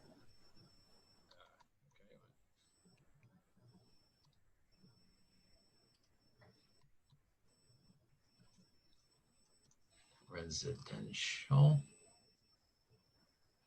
Let me expand that. Let's see how it looks.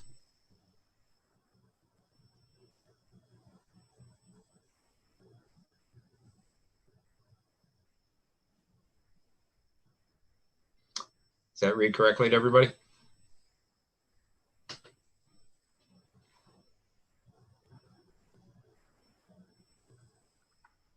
So the bottom line from this is we're talking about no increase in overall rate. Correct. And it's based on an increase in water and a decrease in sewer to net at 0 in rate. Correct. And stormwater not moving. Those read well to everybody? Yep. Okay. It says it in the motion, but just to remind everyone, this starts next December. Now, it's not going to matter that much, but rates will not change for the summer watering season. Right. And please use more Next water. meaning December 2020. Correct. Yeah, so rates don't change until December 2020. Or I should say, in the fall, in time for the December 2020 bill. Okay, I think we're ready for a motion. Carlo, could you read, we're going to do 3 and then vote on it, and then number 4 and then vote on it, then number 5 and vote on it, and then we'll come back and close the hearing after. Okay, so I'm starting on the number 3. Yes, please. Move to set the fiscal year 2021 water rate at 1070 per 100 cubic feet with a minimum quarterly bill of 1070 effective with the December 2020 billing. Can I have a second, please? Second. Second. Karen got in first on that one. Discussion. Not appearing. Let's take a vote. Karen, Yes. Carlo, Yes. Vanessa, Yes. Ann, Yes. Mark, yes, or 5-0. Carlo, could you read number 4, please? Sure. Move to set the fiscal year 2021 sewer rate at 1070 per 100 cubic feet with a minimum quarterly bill of $10.70 effective with the December 2020 billing. Second, please. Karen and Vanessa, Karen's waiting for you on this one. Oh, second. Vanessa seconds. Thank you. Any discussion? All right, let's take a vote. Karen, Yes. Carlo, Yes. Vanessa, Yes. Ann, Yes. and Mark, yes. We're 5-0. Carlo, could you read number 5, please? Sure. Move to set the fiscal year 2021 stormwater rate at $60 per unit, flat for single-family residential and base per 3,210 square feet for commercial per year, to be billed quarterly effective with the December 2020 billing. Is there a second? Second. Karen, thank you. Any discussion? No? Oh, sorry, Ann, did you have a question? I didn't know. Okay, great. We'll take a vote. Karen, Yes. Carlo, Yes. Vanessa, Yes. Ann, Yes. Mark, yes. We're 5-0. Okay, sorry, we need to make one more motion here. Carlo, I think we need to Close the make a hearing. motion to close both hearings.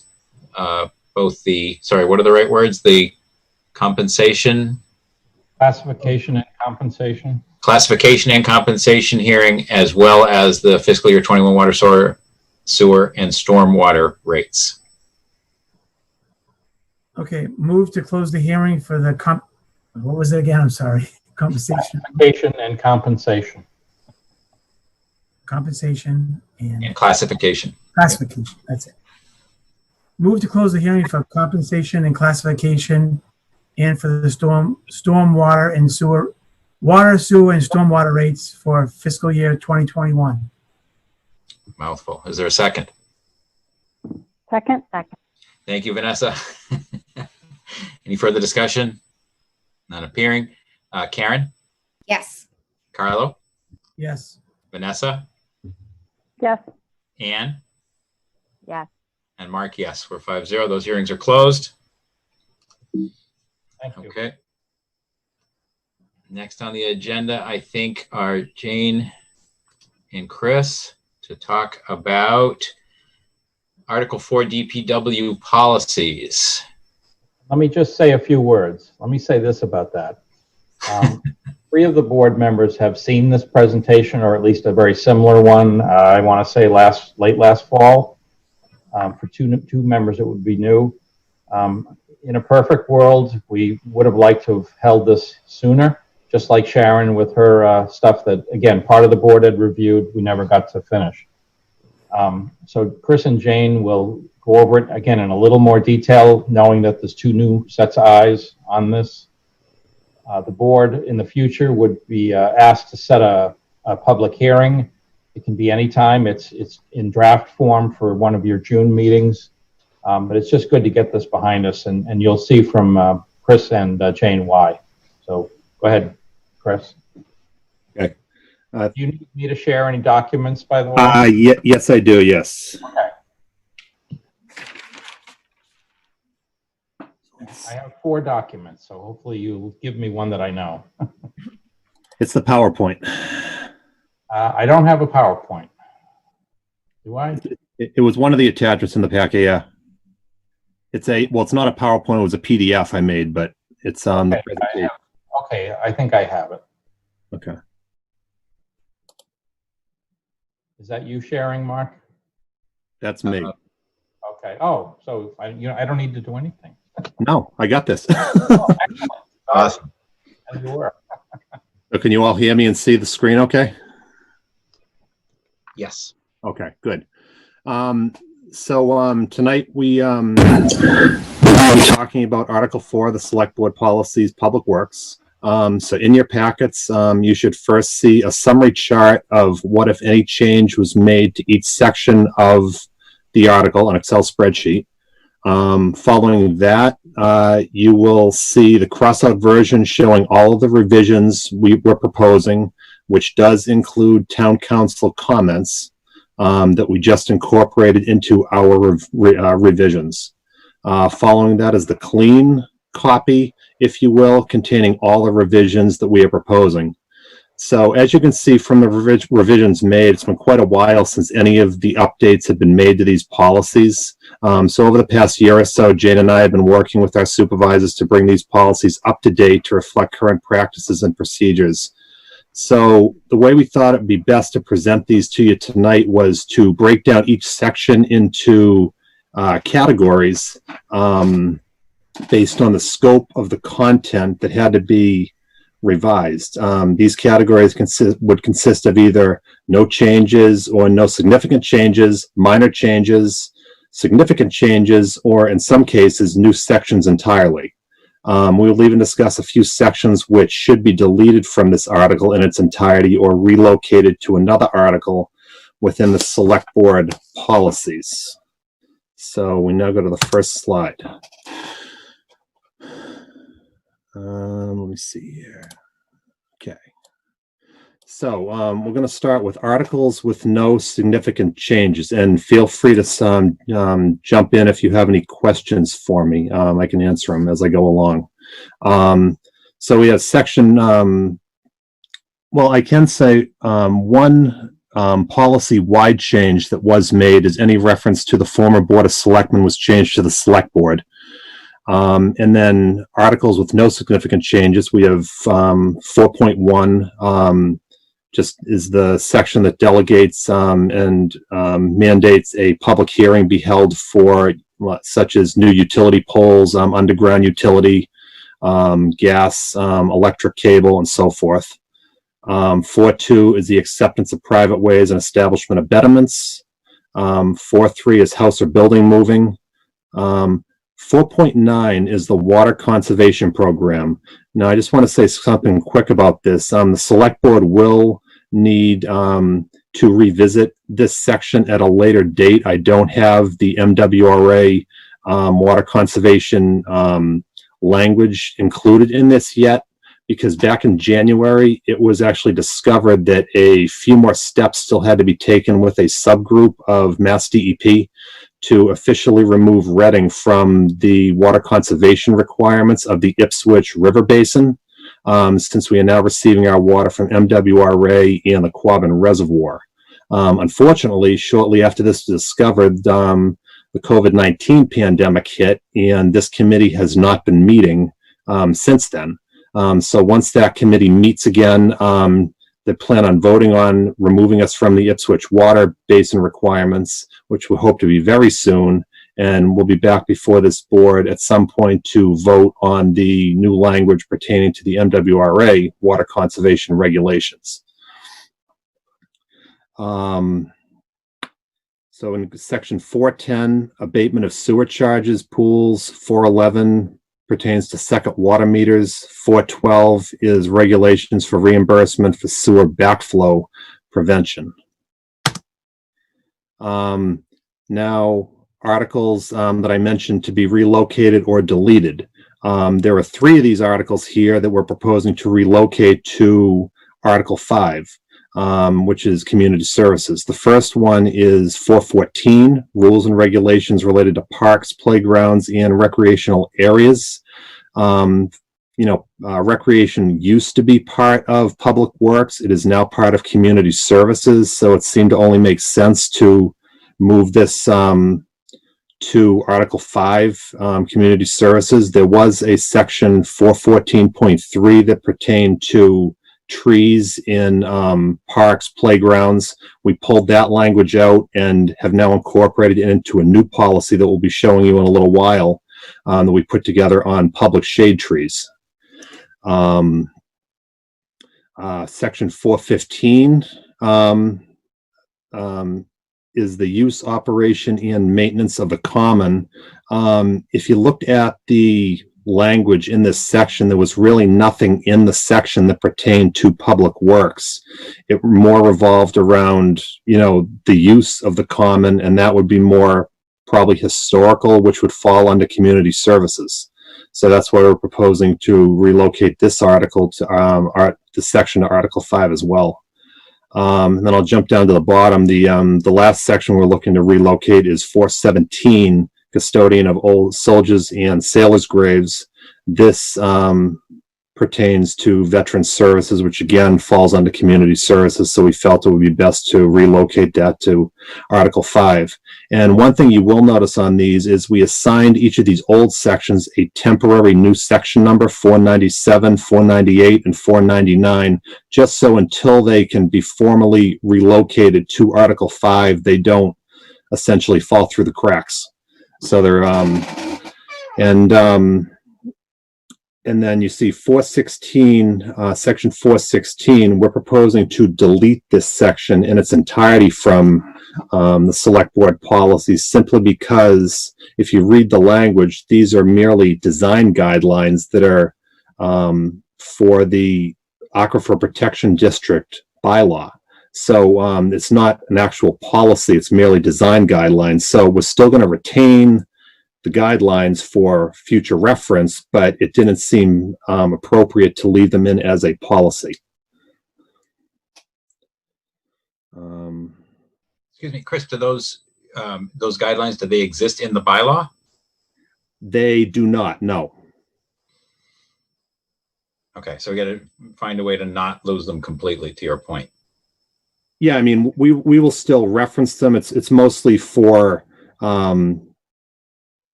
when you're talking to engineers, on designing how to design a system for the Aquifer Protection District, the town engineer will revert back to these design guidelines when talking to the engineer on how to properly design a system for the district, the Aquifer Protection District. So, yeah, they're not going anywhere. Yeah. Does it contain goals, or is it more kind of almost make sure you include these 10 things? Make sure you include these 10 things and consider designing the system this way, when you're working in the Aquifer Protection District. So it's really not a policy, it's just design guidelines. That we could probably almost make like a departmental policy or something, if or something like that. All set? Yes, thanks. Okay. Now we move to articles with minor changes. So Article 4.4, street lighting. And most of these articles, you'll see the existing articles were merely doing changing language in it to update the language to reflect current procedures, because it wasn't accurately representing what we're currently doing. So why was this section changed? So the current language is not representative of current procedures, I just mentioned. Currently, when a new streetlight request is made, the request is made to the Director of Public Works. The director shall then consult with the police department and or other town staff, which usually constitutes our monthly PTTF meetings where we all discuss, issues like this. If the petitioner is not satisfied with the decision of the Public Works, like if we decide that we're not putting a street light up, or there's a street light's not needed, they can appeal that to the select board. But the current language as written has all requests going directly to the town manager, which is definitely not the procedure that we're now doing. And you may recall that just last week, the board heard a petition to turn a street light back on. As Bob mentioned to you last week, that was a special case simply because the board had voted back in the 90s to turn that specific light off as part of an energy conservation measure. So that's why the board did see that one, versus most typically it would be the Director of Public Works that would make the authorization on something like this to RMLD. Section 4.5.2, this talks about the installation, construction, and reconstruction of curbs and sidewalks, and this particular case is sidewalks. If you look at the language that's currently in the policy, it actually defines by street almost a radius around the center of the downtown that would require concrete sidewalks to go down there. Where the this area is already defined, there is already language in this section as well that dictates that sidewalk material type is to match the predominant material in the area. So it seemed just there was really no need to keep that language in there anymore of these streets defining the actual boundary. Because if you just look around out there, all the surrounding areas are concrete, so naturally the predominant material to put back would be concrete.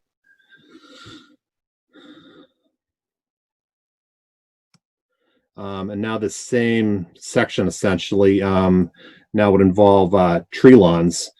So we just wanted to better define what a tree lawn is.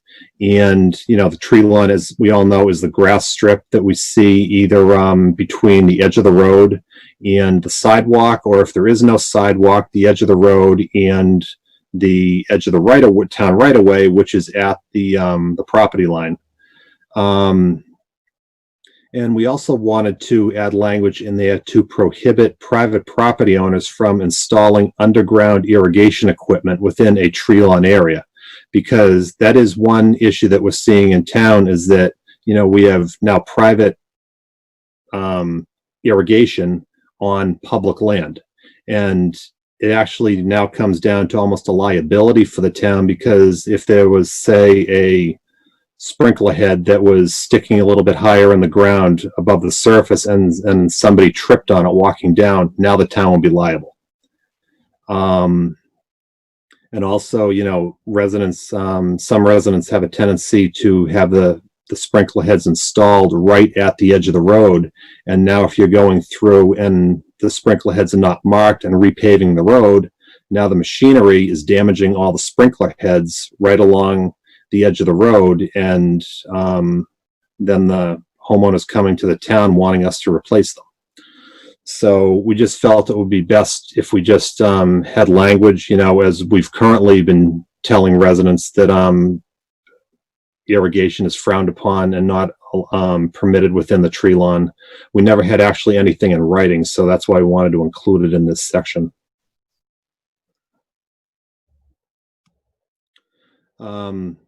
Article 4.6 refers to the rubbish and recycling, just collection and disposal rules. Basically, there's not a lot to explain on this. It was a matter of just updating this section to reflect the town's current solid waste and recycling regulations.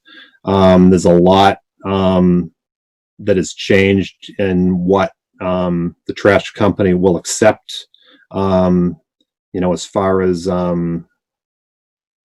bulk waste, regular trash, and especially now recycling, because as the town, as Bob mentioned to you a few months ago, the volatility of the recycling market right now, JRM has actually told us to reference a website now to see what items are actually recyclable, because the market is changing so quickly that for them to actually put out a list saying these are the items that you can recycle, it just wasn't feasible.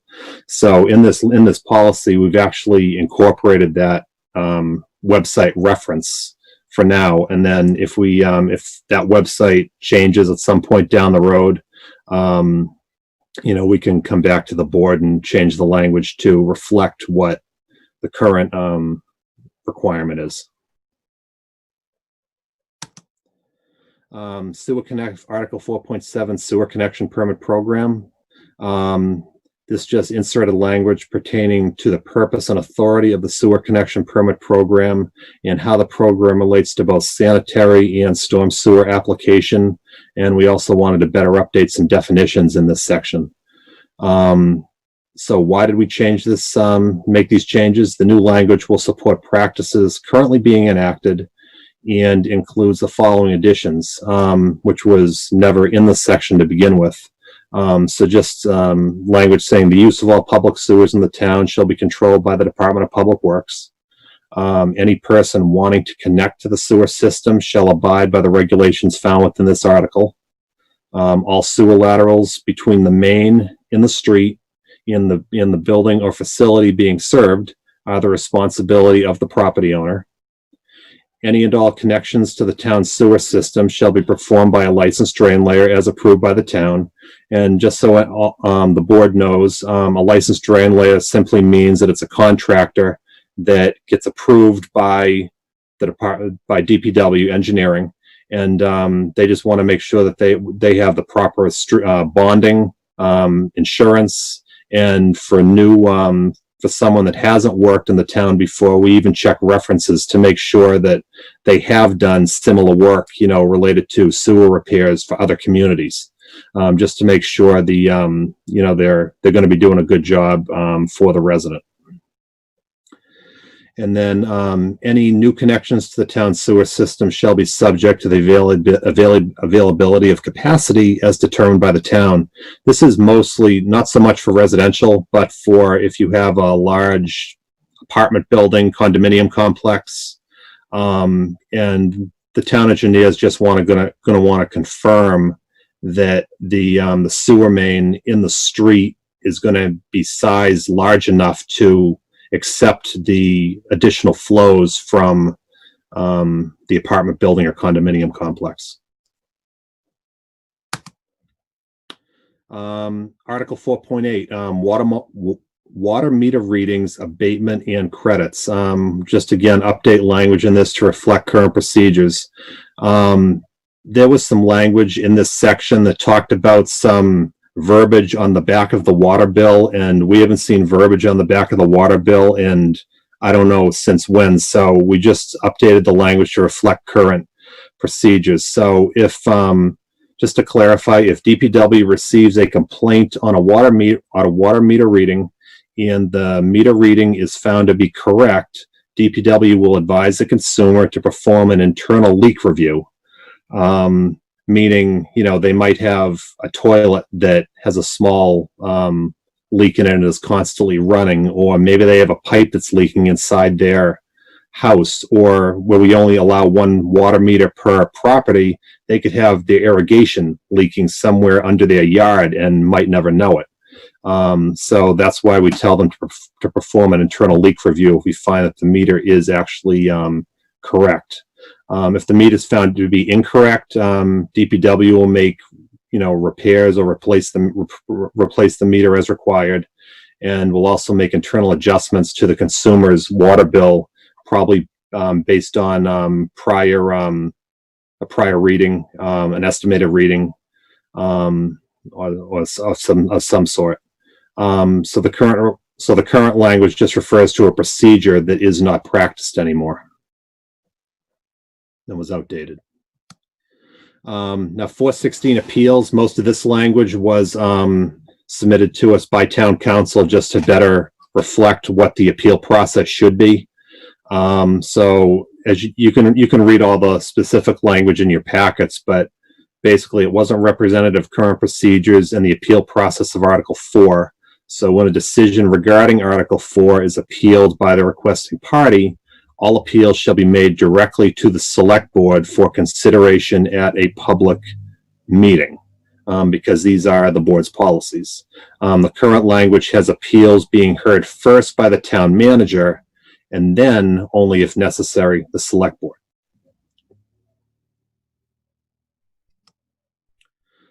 Consideration of multi-way stop intersections, Article 418. Again, this is just updating the language to reflect current procedures. If you read the language that was currently in there now, it was a little convoluted. The language, it talked about basically doing two engineering studies on the intersection. One for the town engineer to determine if an engineering study was warranted to go to the select board, and then the select board would then, based on that, determine again with another engineering study whether it should, the changes should be made to the intersection.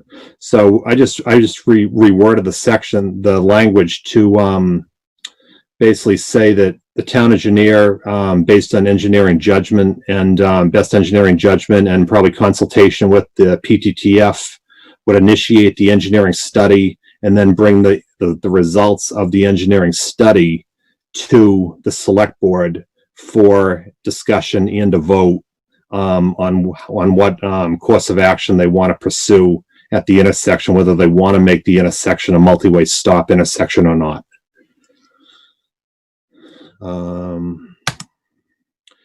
And now we get into new articles or articles with significant changes. So we're getting there. Okay, so our street opening permit policy, this section 413.4 would be a brand new policy to this article. So currently there is no language in the policy that would prevent anyone from digging up a road, a newly paved street. So we wanted to put language in here that, and again, this policy is not to restrict road excavations, but rather a mechanism to regulate how a road gets repaired within this 5-year window after a road gets paved. So basically, to summarize it, all non-emergency excavation, as determined by the Director of Public Works, shall be prohibited in a newly paved roadway for a period of 5 years, unless authorized by the DPW Director or Select Board. If either the Director of Public Works or the Select Board authorizes the excavation, the applicant shall be required to resurface the road curb to curb for at least 10 feet beyond the limits of the excavation. When you have two or more excavations, so if you might have, say, a new house going up, you have the sewer line going in on the right side of the property, the water line going in on the left side of the property. You have, say, 30 feet or 25 or 30 feet between the two trenches. This would require the applicant to now resurface the road, just essentially mill off the top surface of pavement, curb to curb, to the outer limits of both trenches, so probably 30 feet of the road. So that way you're not having two little trenches in the road, you're now having one big patch curb to curb, so there's less chance for it to fail and settle, and it looks a lot better too than to have a lot of patches in the roadway. And all work shall be performed according to Town of Reading standards and be approved by the Director of Public Works. Chris, does that section, it talks about either the Director of Public Works or the Select Board. Is there language that defines who would see what, or is it literally it's A or B, either one? It's really either or. It would primarily probably be the Director of Public Works, but if there was a particular situation that the director felt it was best to go to the Select Board or didn't feel comfortable making the determination, then the board could have a hearing to decide whether or not to allow this road to be excavated. And so this is separate from an appeal. This is more just the initial decision. Correct. This is separate from an appeal. This is just the initial decision. Okay, thanks. So,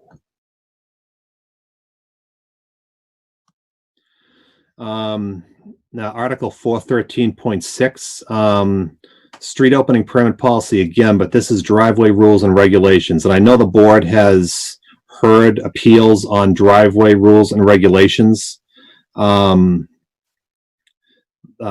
We had these regulations in print, but there was never any approved policy by the board to reflect our current practices, instituting these all these regulations for driveways and curb cuts within the town. So we just included them in here. So some of the highlights of the driveway rules and regulations that you're probably familiar with some of them. Driveways are not to exceed 24 feet in width. 2 driveways may be allowed on a single lot if there is at least 125 feet between openings. This includes circular driveways, and this one right here a lot of times is what the board ends up hearing on, because someone wants to put 2 driveways on their lot, or a circular driveway, and they don't actually have enough frontage to be able to fit 2 driveways on the lot and be able to satisfy the 125-foot separation. So that's where that comes in. And driveways also are to be at least 50 feet from the nearest cross street, and that's measured from the edge of pavement of the nearest cross street. This is simply for like sight distance, and you don't want a driveway too close to an intersection, have cars pulling out and have another car pulling out from the side street.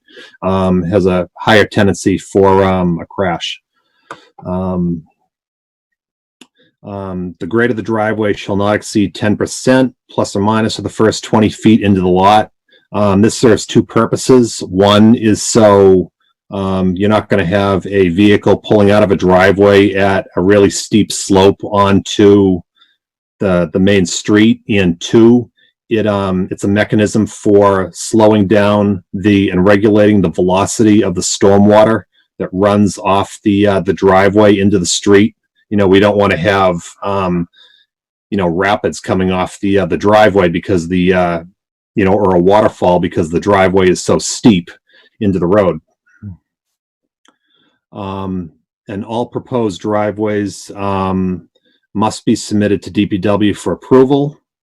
And as I said before, if any of these regulations doesn't comply with what the applicant is proposing, DPW would then have to deny the permit, and then if the applicant wanted, which 9 times out of 10 they would appeal the decision to the select board for the select board to make the final ruling on the driveway. Hey, Chris, Vanessa, I have a question on the driveways. Sure. The 125 feet between openings, including circular driveways, what's the logic behind that? What's the reason for it? I think the logic behind it is simply just to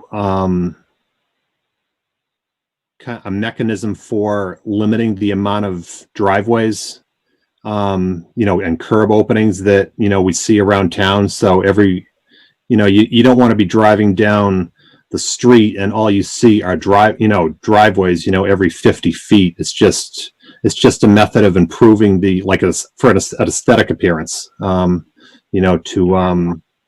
the landscape.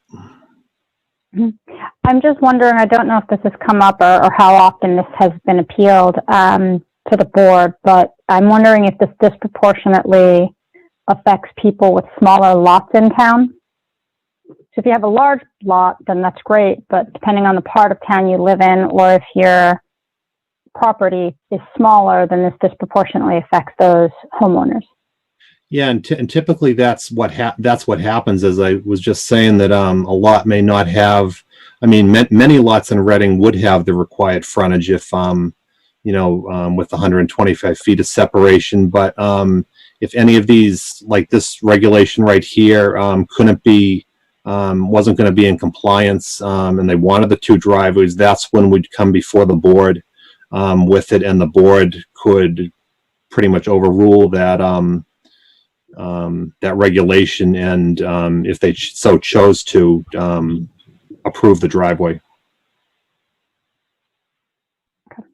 If I might, in the past, some of these that have been brought to the board, you might think factually two appeals look the same, but when the police department looks at it from a safety perspective, they get quite different answers.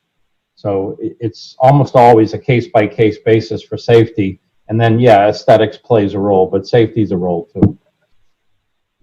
Police are fine with, and they've said to the board many times, we have no problem with allowing the second driveway. It's safe in, this circumstance. Mhm. Mhm.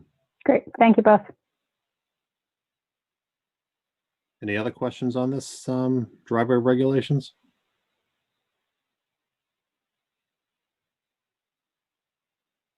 Okay. Hold on. Okay.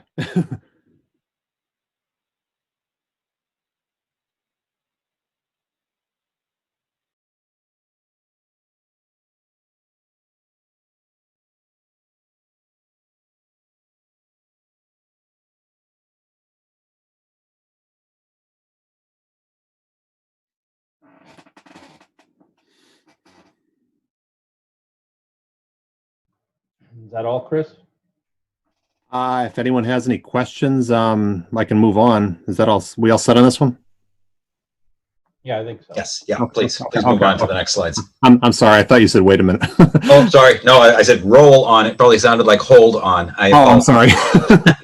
Okay, now the next one is the public shade tree policy. This is a as I referenced earlier, this is a brand new section 2, section 414. We never actually had any policy in writing to regulate the maintenance and protection of all the public shade trees within the town, and also to support practices currently being enacted. So some of the highlights of the public shade tree policy. So we have some definitions here. Public shade tree is defined per Mass General Law, Chapter 87, Section 1, as all trees within a public way or on the boundaries thereof. Tree warden is then defined to be the sole individual within the town for making all decisions regarding public shade trees. No individual other than the tree warden shall be permitted to trim or remove public shade trees without written permission from the tree warden. And then if a request is made to remove a public shade tree and the tree warden goes out and determines that the tree is actually healthy, the tree warden shall then hold a public tree hearing to determine whether or not the tree can be removed. If the request is denied, meaning that the tree warden determined even after the public hearing that the tree still cannot be taken down because it is healthy, the property owner requesting the hearing, if they so choose, may appeal to the select board. Then if the select board at a public meeting determines that the tree should be removed, the full cost of removal shall be borne by the property owner, including police details and restitution. Restitution is basically saying that it's a payment to the town for removing a healthy town tree. So an example that's in the we put in the policy. So if you have to take down, say, a 30-inch diameter tree, whatever the species, we would look at it as 15 2-inch caliper trees. A 2-inch caliper tree is what you're going to buy right from the nursery for a new tree. And obviously the equivalency is very far off. 15 2-inch trees doesn't even come close to matching what a 30-inch tree's value is. But that's the way that the tree warden determines it. I think the example given in the policy is for a maple tree. A new maple tree at the nursery costs about $300 per tree. So 15 when you purchase 15 2-inch trees, the restitution would be $4,500. That would have to be paid by the property owner requesting that the tree be removed.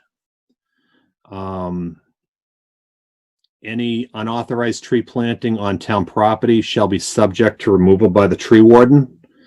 The tree warden he's the one that makes all the determination on what can and can't be planted on town property.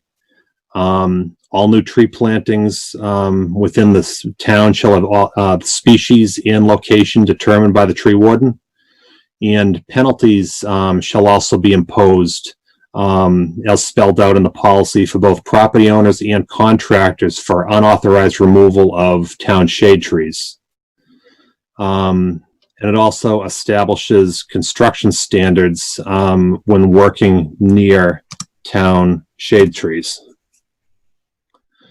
Now I know that was a lot to take in. Are there any questions on public shade tree policy? Hi, it's Vanessa again.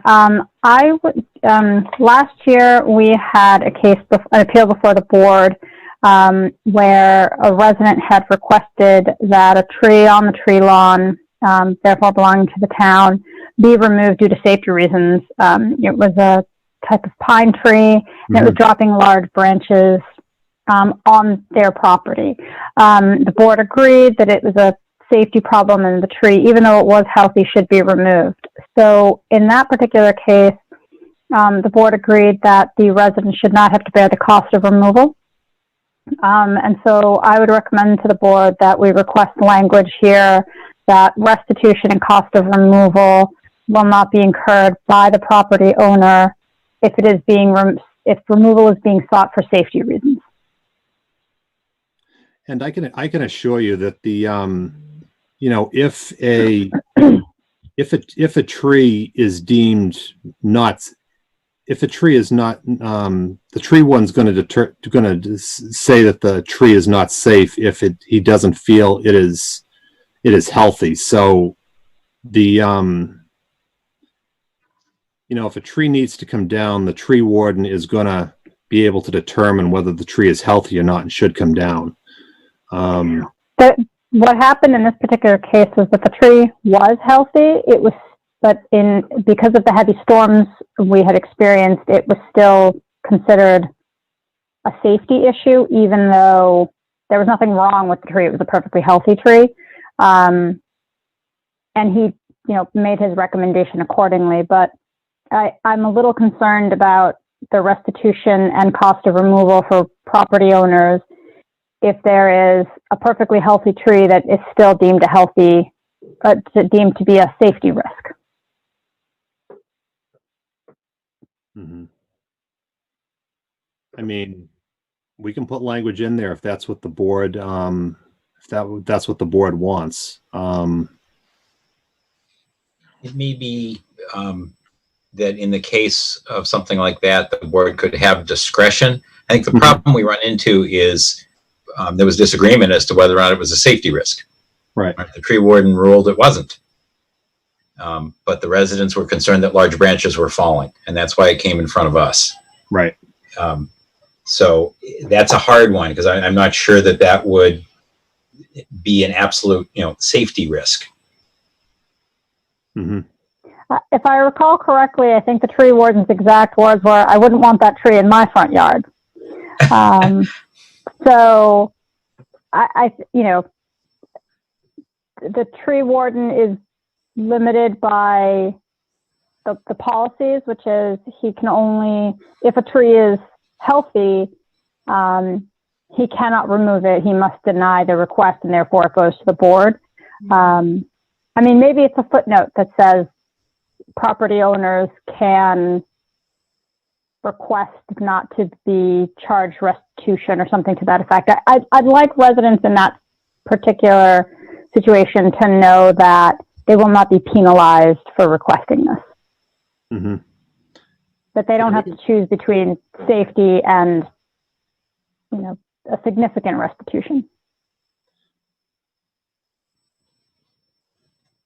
Yeah, I think that's worth looking at. I'm not sure the exact wording, but to the point where this is boxing the tree warden in, so there is no choice, even though there are issues.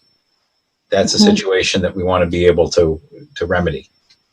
Yeah, we can take a look at the language and see if we can come up with something that would possibly allow for that.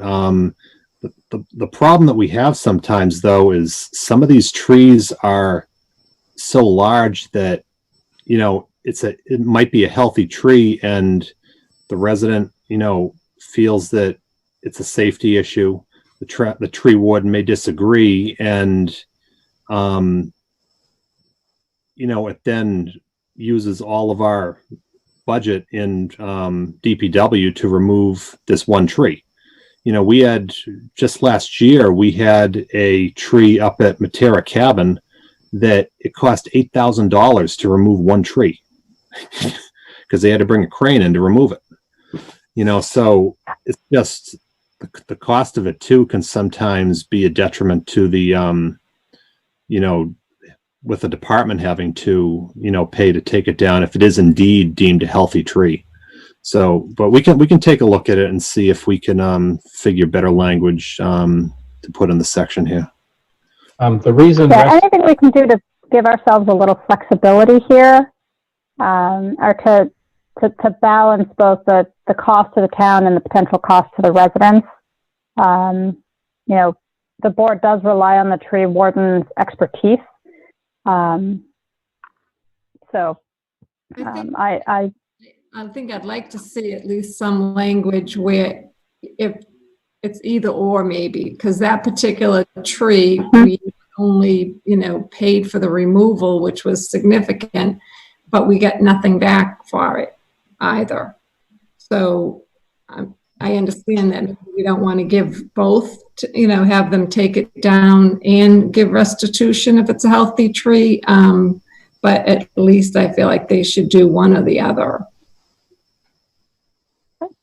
Yeah, the reason restitution came into the policy and it was kind of an aggressive with the word shall is because more than 10 years ago, there was a situation where someone wanted to do something to their driveway. The tree warden said no. The select board said no, and then the resident cut the tree down anyways and did what he wanted. So the board said, okay, we need to have a policy that says when you don't do what we tell you, you know, there's a consequence. So you got to balance kind of all those things. Yeah, I mean, if Jane Crest, if you can provide some revised language that balances out those needs, so that people don't go rogue, but that they also aren't unfairly penalized, that would be really nice to see. Yeah, we can look at that. Thank you.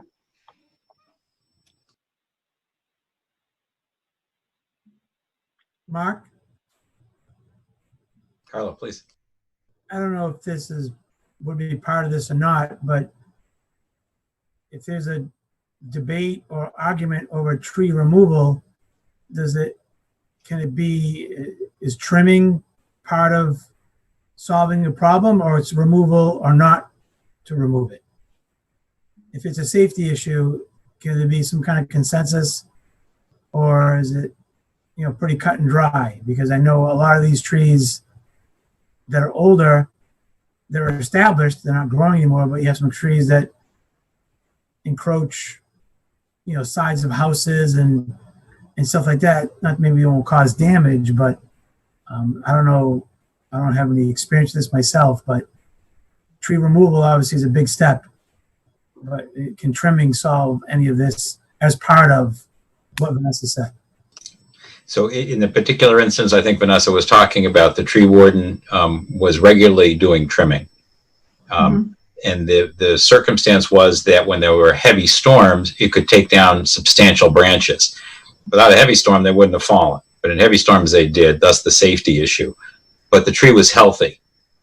So it's kind of a little of this, a little of that. I think the tree warden has in his power to do trimming. Yeah. And this is really for, you know, more difficult circumstances. And the tree warden will do trimming whenever possible, you know, to save a tree. You know, that's done a lot of times. You know, taking down a tree is the last thing he wants to do, you know. Okay, so there doesn't need to be any language, is what you're saying for that. Right. Right. That's built in.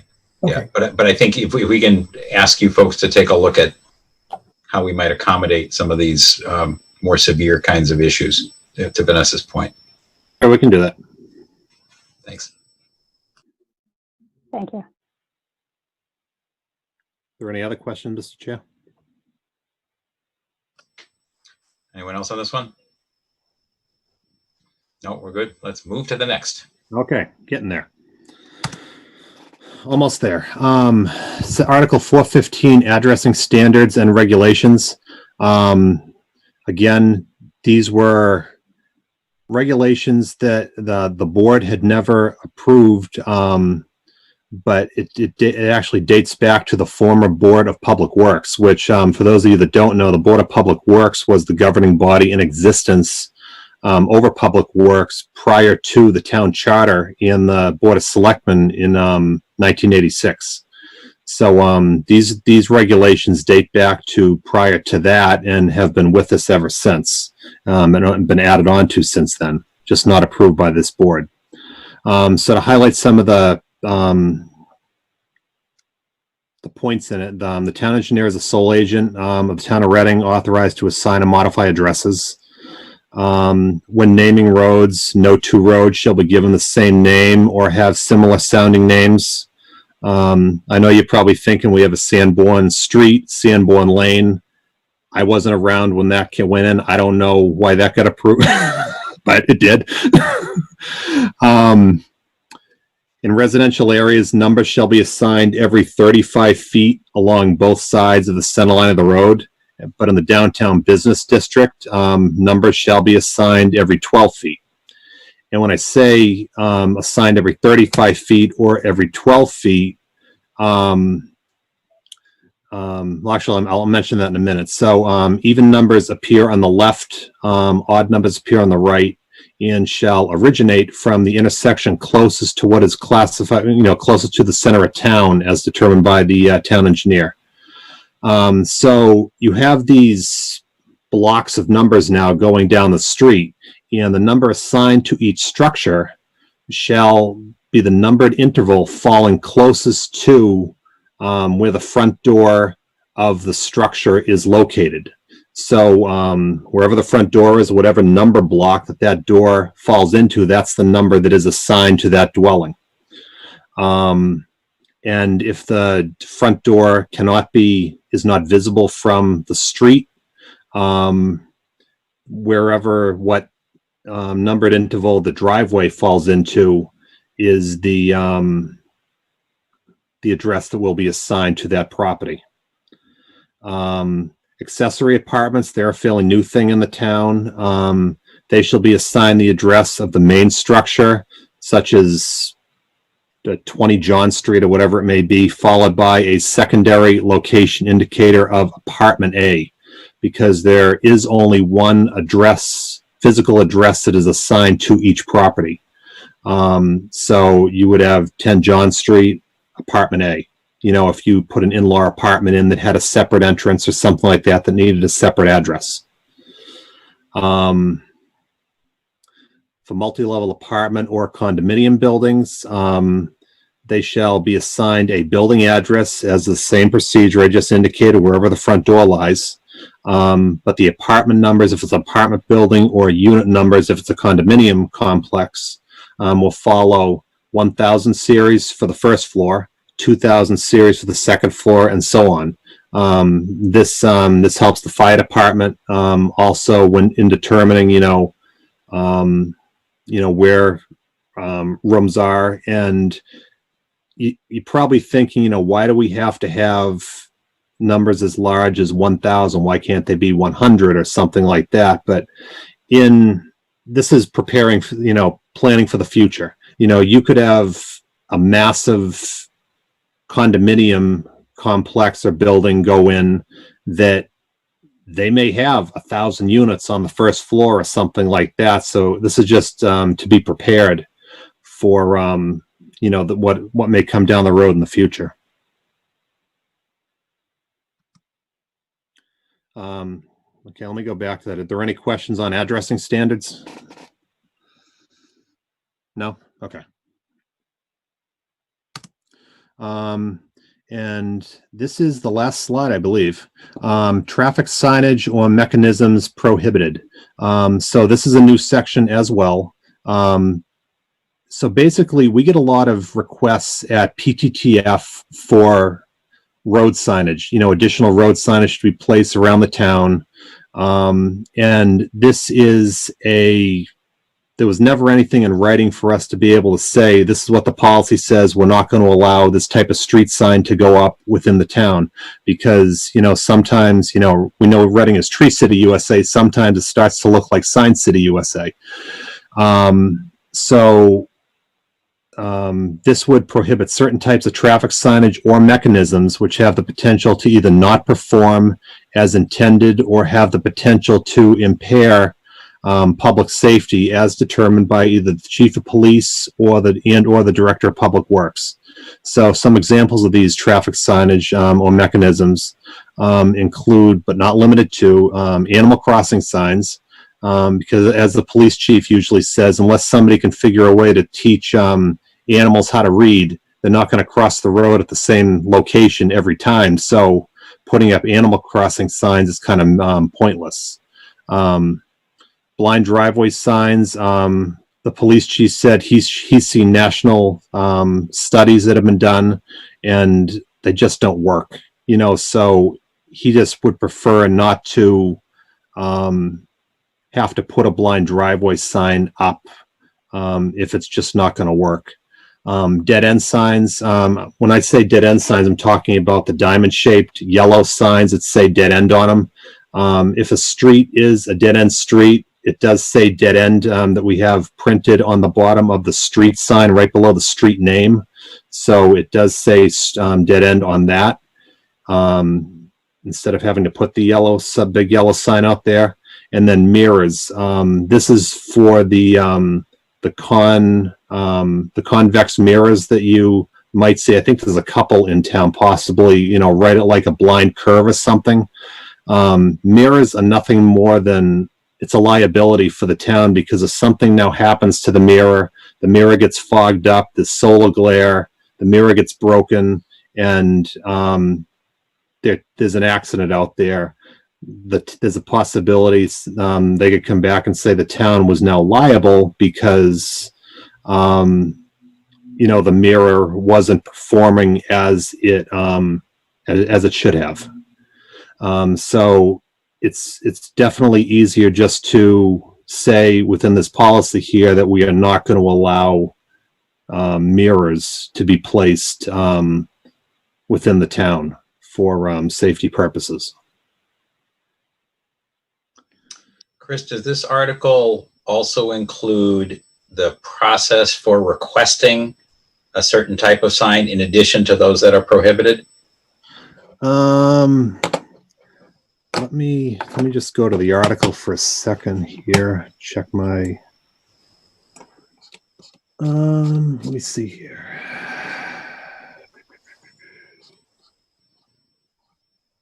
Let's see. It does not. It just says, as recommended by the, not expressly recommended in MU, by the opinion of the chief of police or director of public works. Typically something like this would go before PTTF. When a request for a new sign comes in, we discuss it at our monthly PTTF meeting, and then we'd make a determination then and there. Do you think that how people should go about getting a sign, is that something that should be in a proposal like this or an article like this, or is it best handled as not in the regulation, but basically someone needs to call and say, hey, I think there should be a sign here, and then someone says, well, it's not on the prohibited list, so you should send a note to the PTTF. Well, I think for the most part, anyone who is requesting a sign is either going to contact the police department or is going to contact Public Works, and then whoever can just tell them. I usually tell them, just send me the request, your request via an email or something, and I'll include it in our next PTTF meeting for discussion. Yeah, I'm just wondering if we should kind of codify that. Either here, or I guess the other option would be kind of on the website, where it answers questions, where someone says, hey, I've got a problem with such and such that relates to the PTTF items, and the website could tell them, oh, you should do the following. Send a email to ABC, and this is the process. No, that's definitely a good idea. We do have a question and answer section, a frequently asked questions section on the website. We could put that on there and just, direct people to send either Public Works or police an email with your request, and we'll bring it up at PTTF. I think that's probably fine. I just think there's a bonus in helping people understand what they can do as well as what they can't. Sure. Absolutely. Yeah, definitely. So just one final comment, if nobody else has any questions on this article. I do have a question. Oh, sure. Okay. And it's late, and I apologize. I just feel like I feel like this would normally come from Jean Delios and her group, like sign discussions, and it come up at town meeting. And I was just wondering why some of this type of stuff is in the select board policies. It just seems a strange place to put it. And going down to the level of detail where we're banning specific signs. I mean, we put signs on islands saying this is an island. I mean, I'm not disagreeing actually with the chief's comment that we have a lot of signs in town. I like to say we have an unlimited sign budget. This just seems strange, and that, if something changes and you can't get out of your driveway, I have experience with someone in Wilmington who worked with Wilmington, powers that be. The house was built, the house was approved. They had horrible blind spots getting out of the driveway. And, I think it was approved, or, okay, maybe I'm getting the order mixed up. They have one of these mirrors, and I think it was approved as part of the building permit. So I'm going down to this level of specificity at this point seems, is a concern to me, but also the fact that this is even in here is a concern to me, because we have bodies that do this all the time, that think about, safety and This is design. our responsibility as the road commissioners. These are just traffic signs, safety signs. These aren't the kind of signs that Gene deals with. These are just for traffic safety. And as the road commissioners, that is part of traffic safety. That's why they're here. Whether or not you want as much detail or signs, that's a different question. But that's why they're here. Okay, so these are road commissioners. Don't deal with traffic signs. They just wouldn't. They deal with signs on buildings, signs that advertise, other things. Okay, so these are traffic signs under this purview. Okay. Right. Other than speed limits, apparently. Yeah.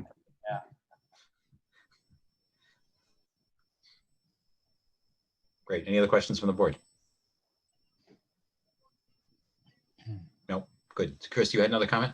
I just had one final comment. So when town council did review all of these policies, they did also suggest the possibility that some of these sections might be better suited as a departmental policy versus falling under the purview of the select board.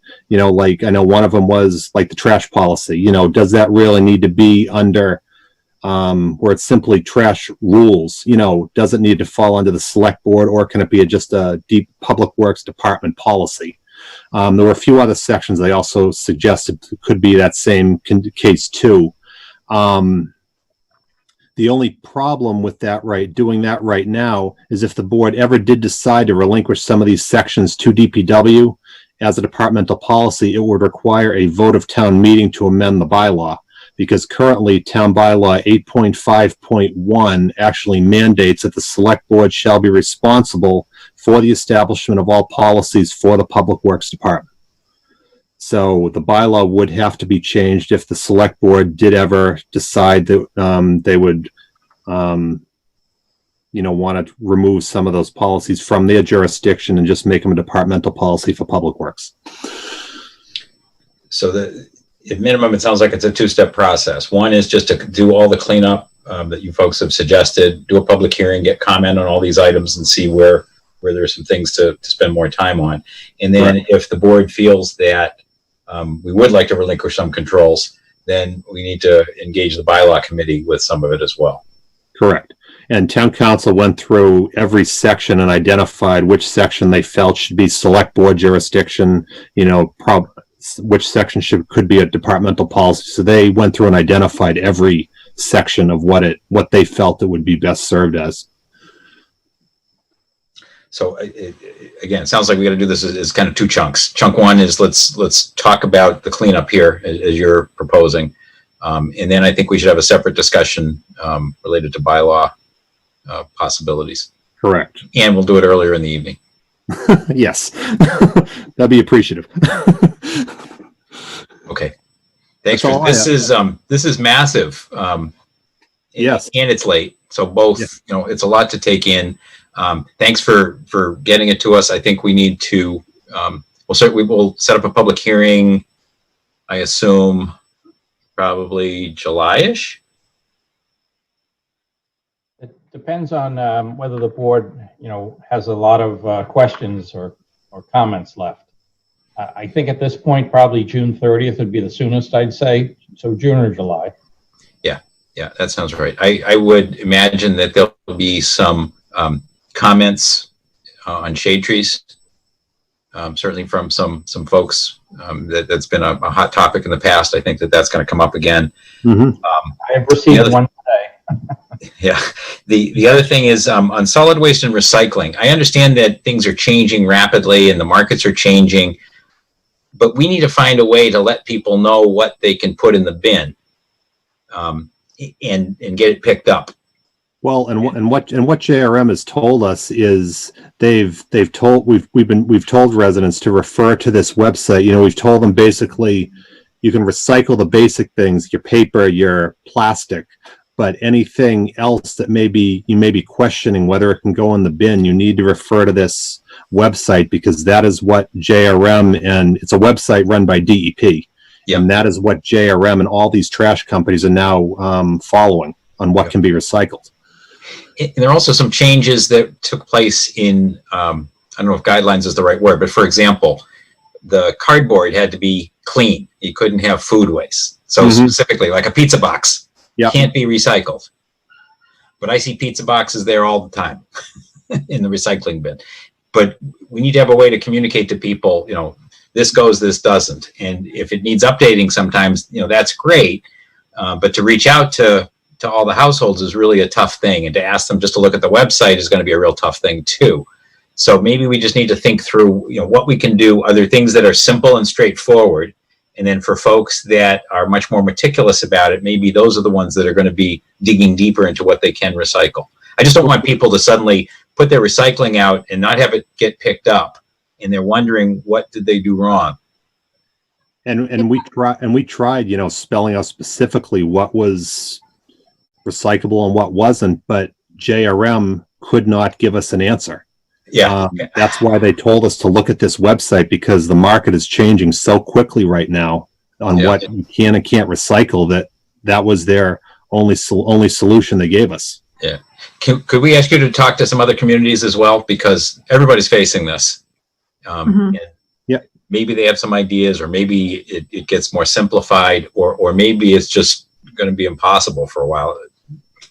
I don't know, but I'm concerned not being able to help people understand what to put in. And I know that people, they think they're doing the right thing and their stuff doesn't get picked up.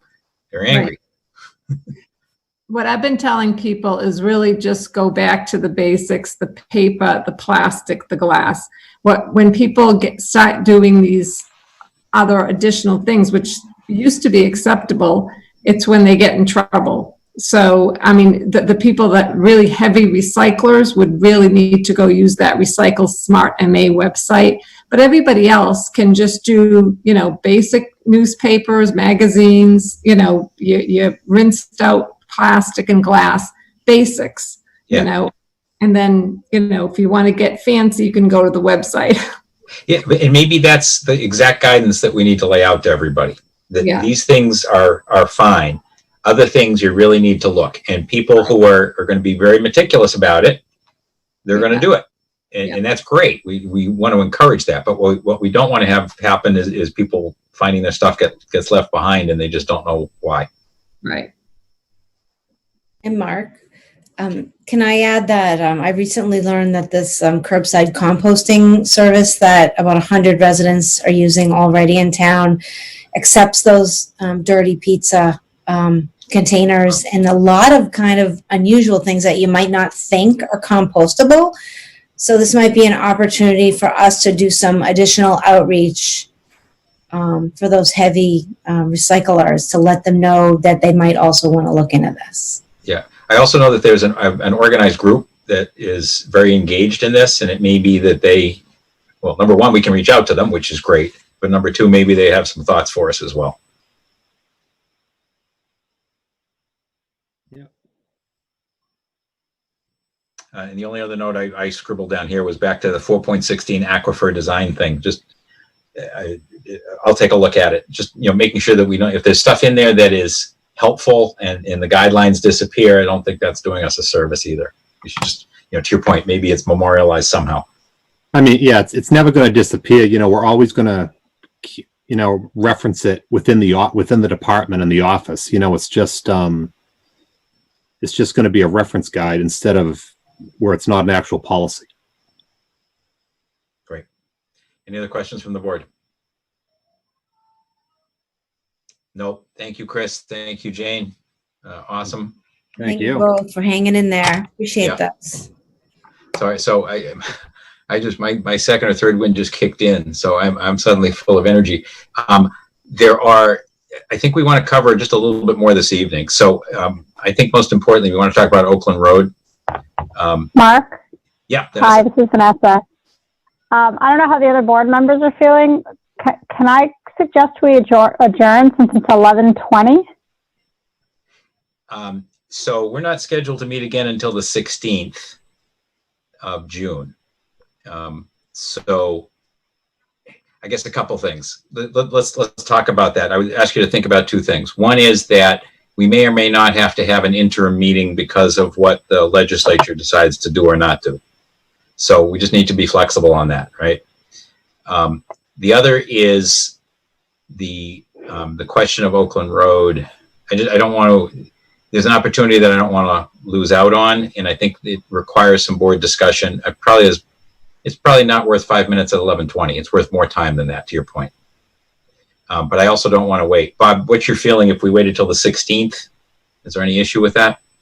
The summary is a developer has approached the town wondering if it was for sale. Gene has talked to him since. I don't know what the conversation was like, but the fact of the matter is the board has no real role in selling the property. Town meeting would have to authorize it. So best case, you're thinking next November, there could be permission. Now, town meeting has asked the board to look at the uses of Oakland Road and come up with a recommendation. So you absolutely have a role there. In any case, this is not a solvable problem within a meeting. Right. It's a longer discussion. Mark, I would also suggest if we're discussing real estate, then that's something that should maybe happen in executive session. And that it should be one of the eligible categories, I believe, right?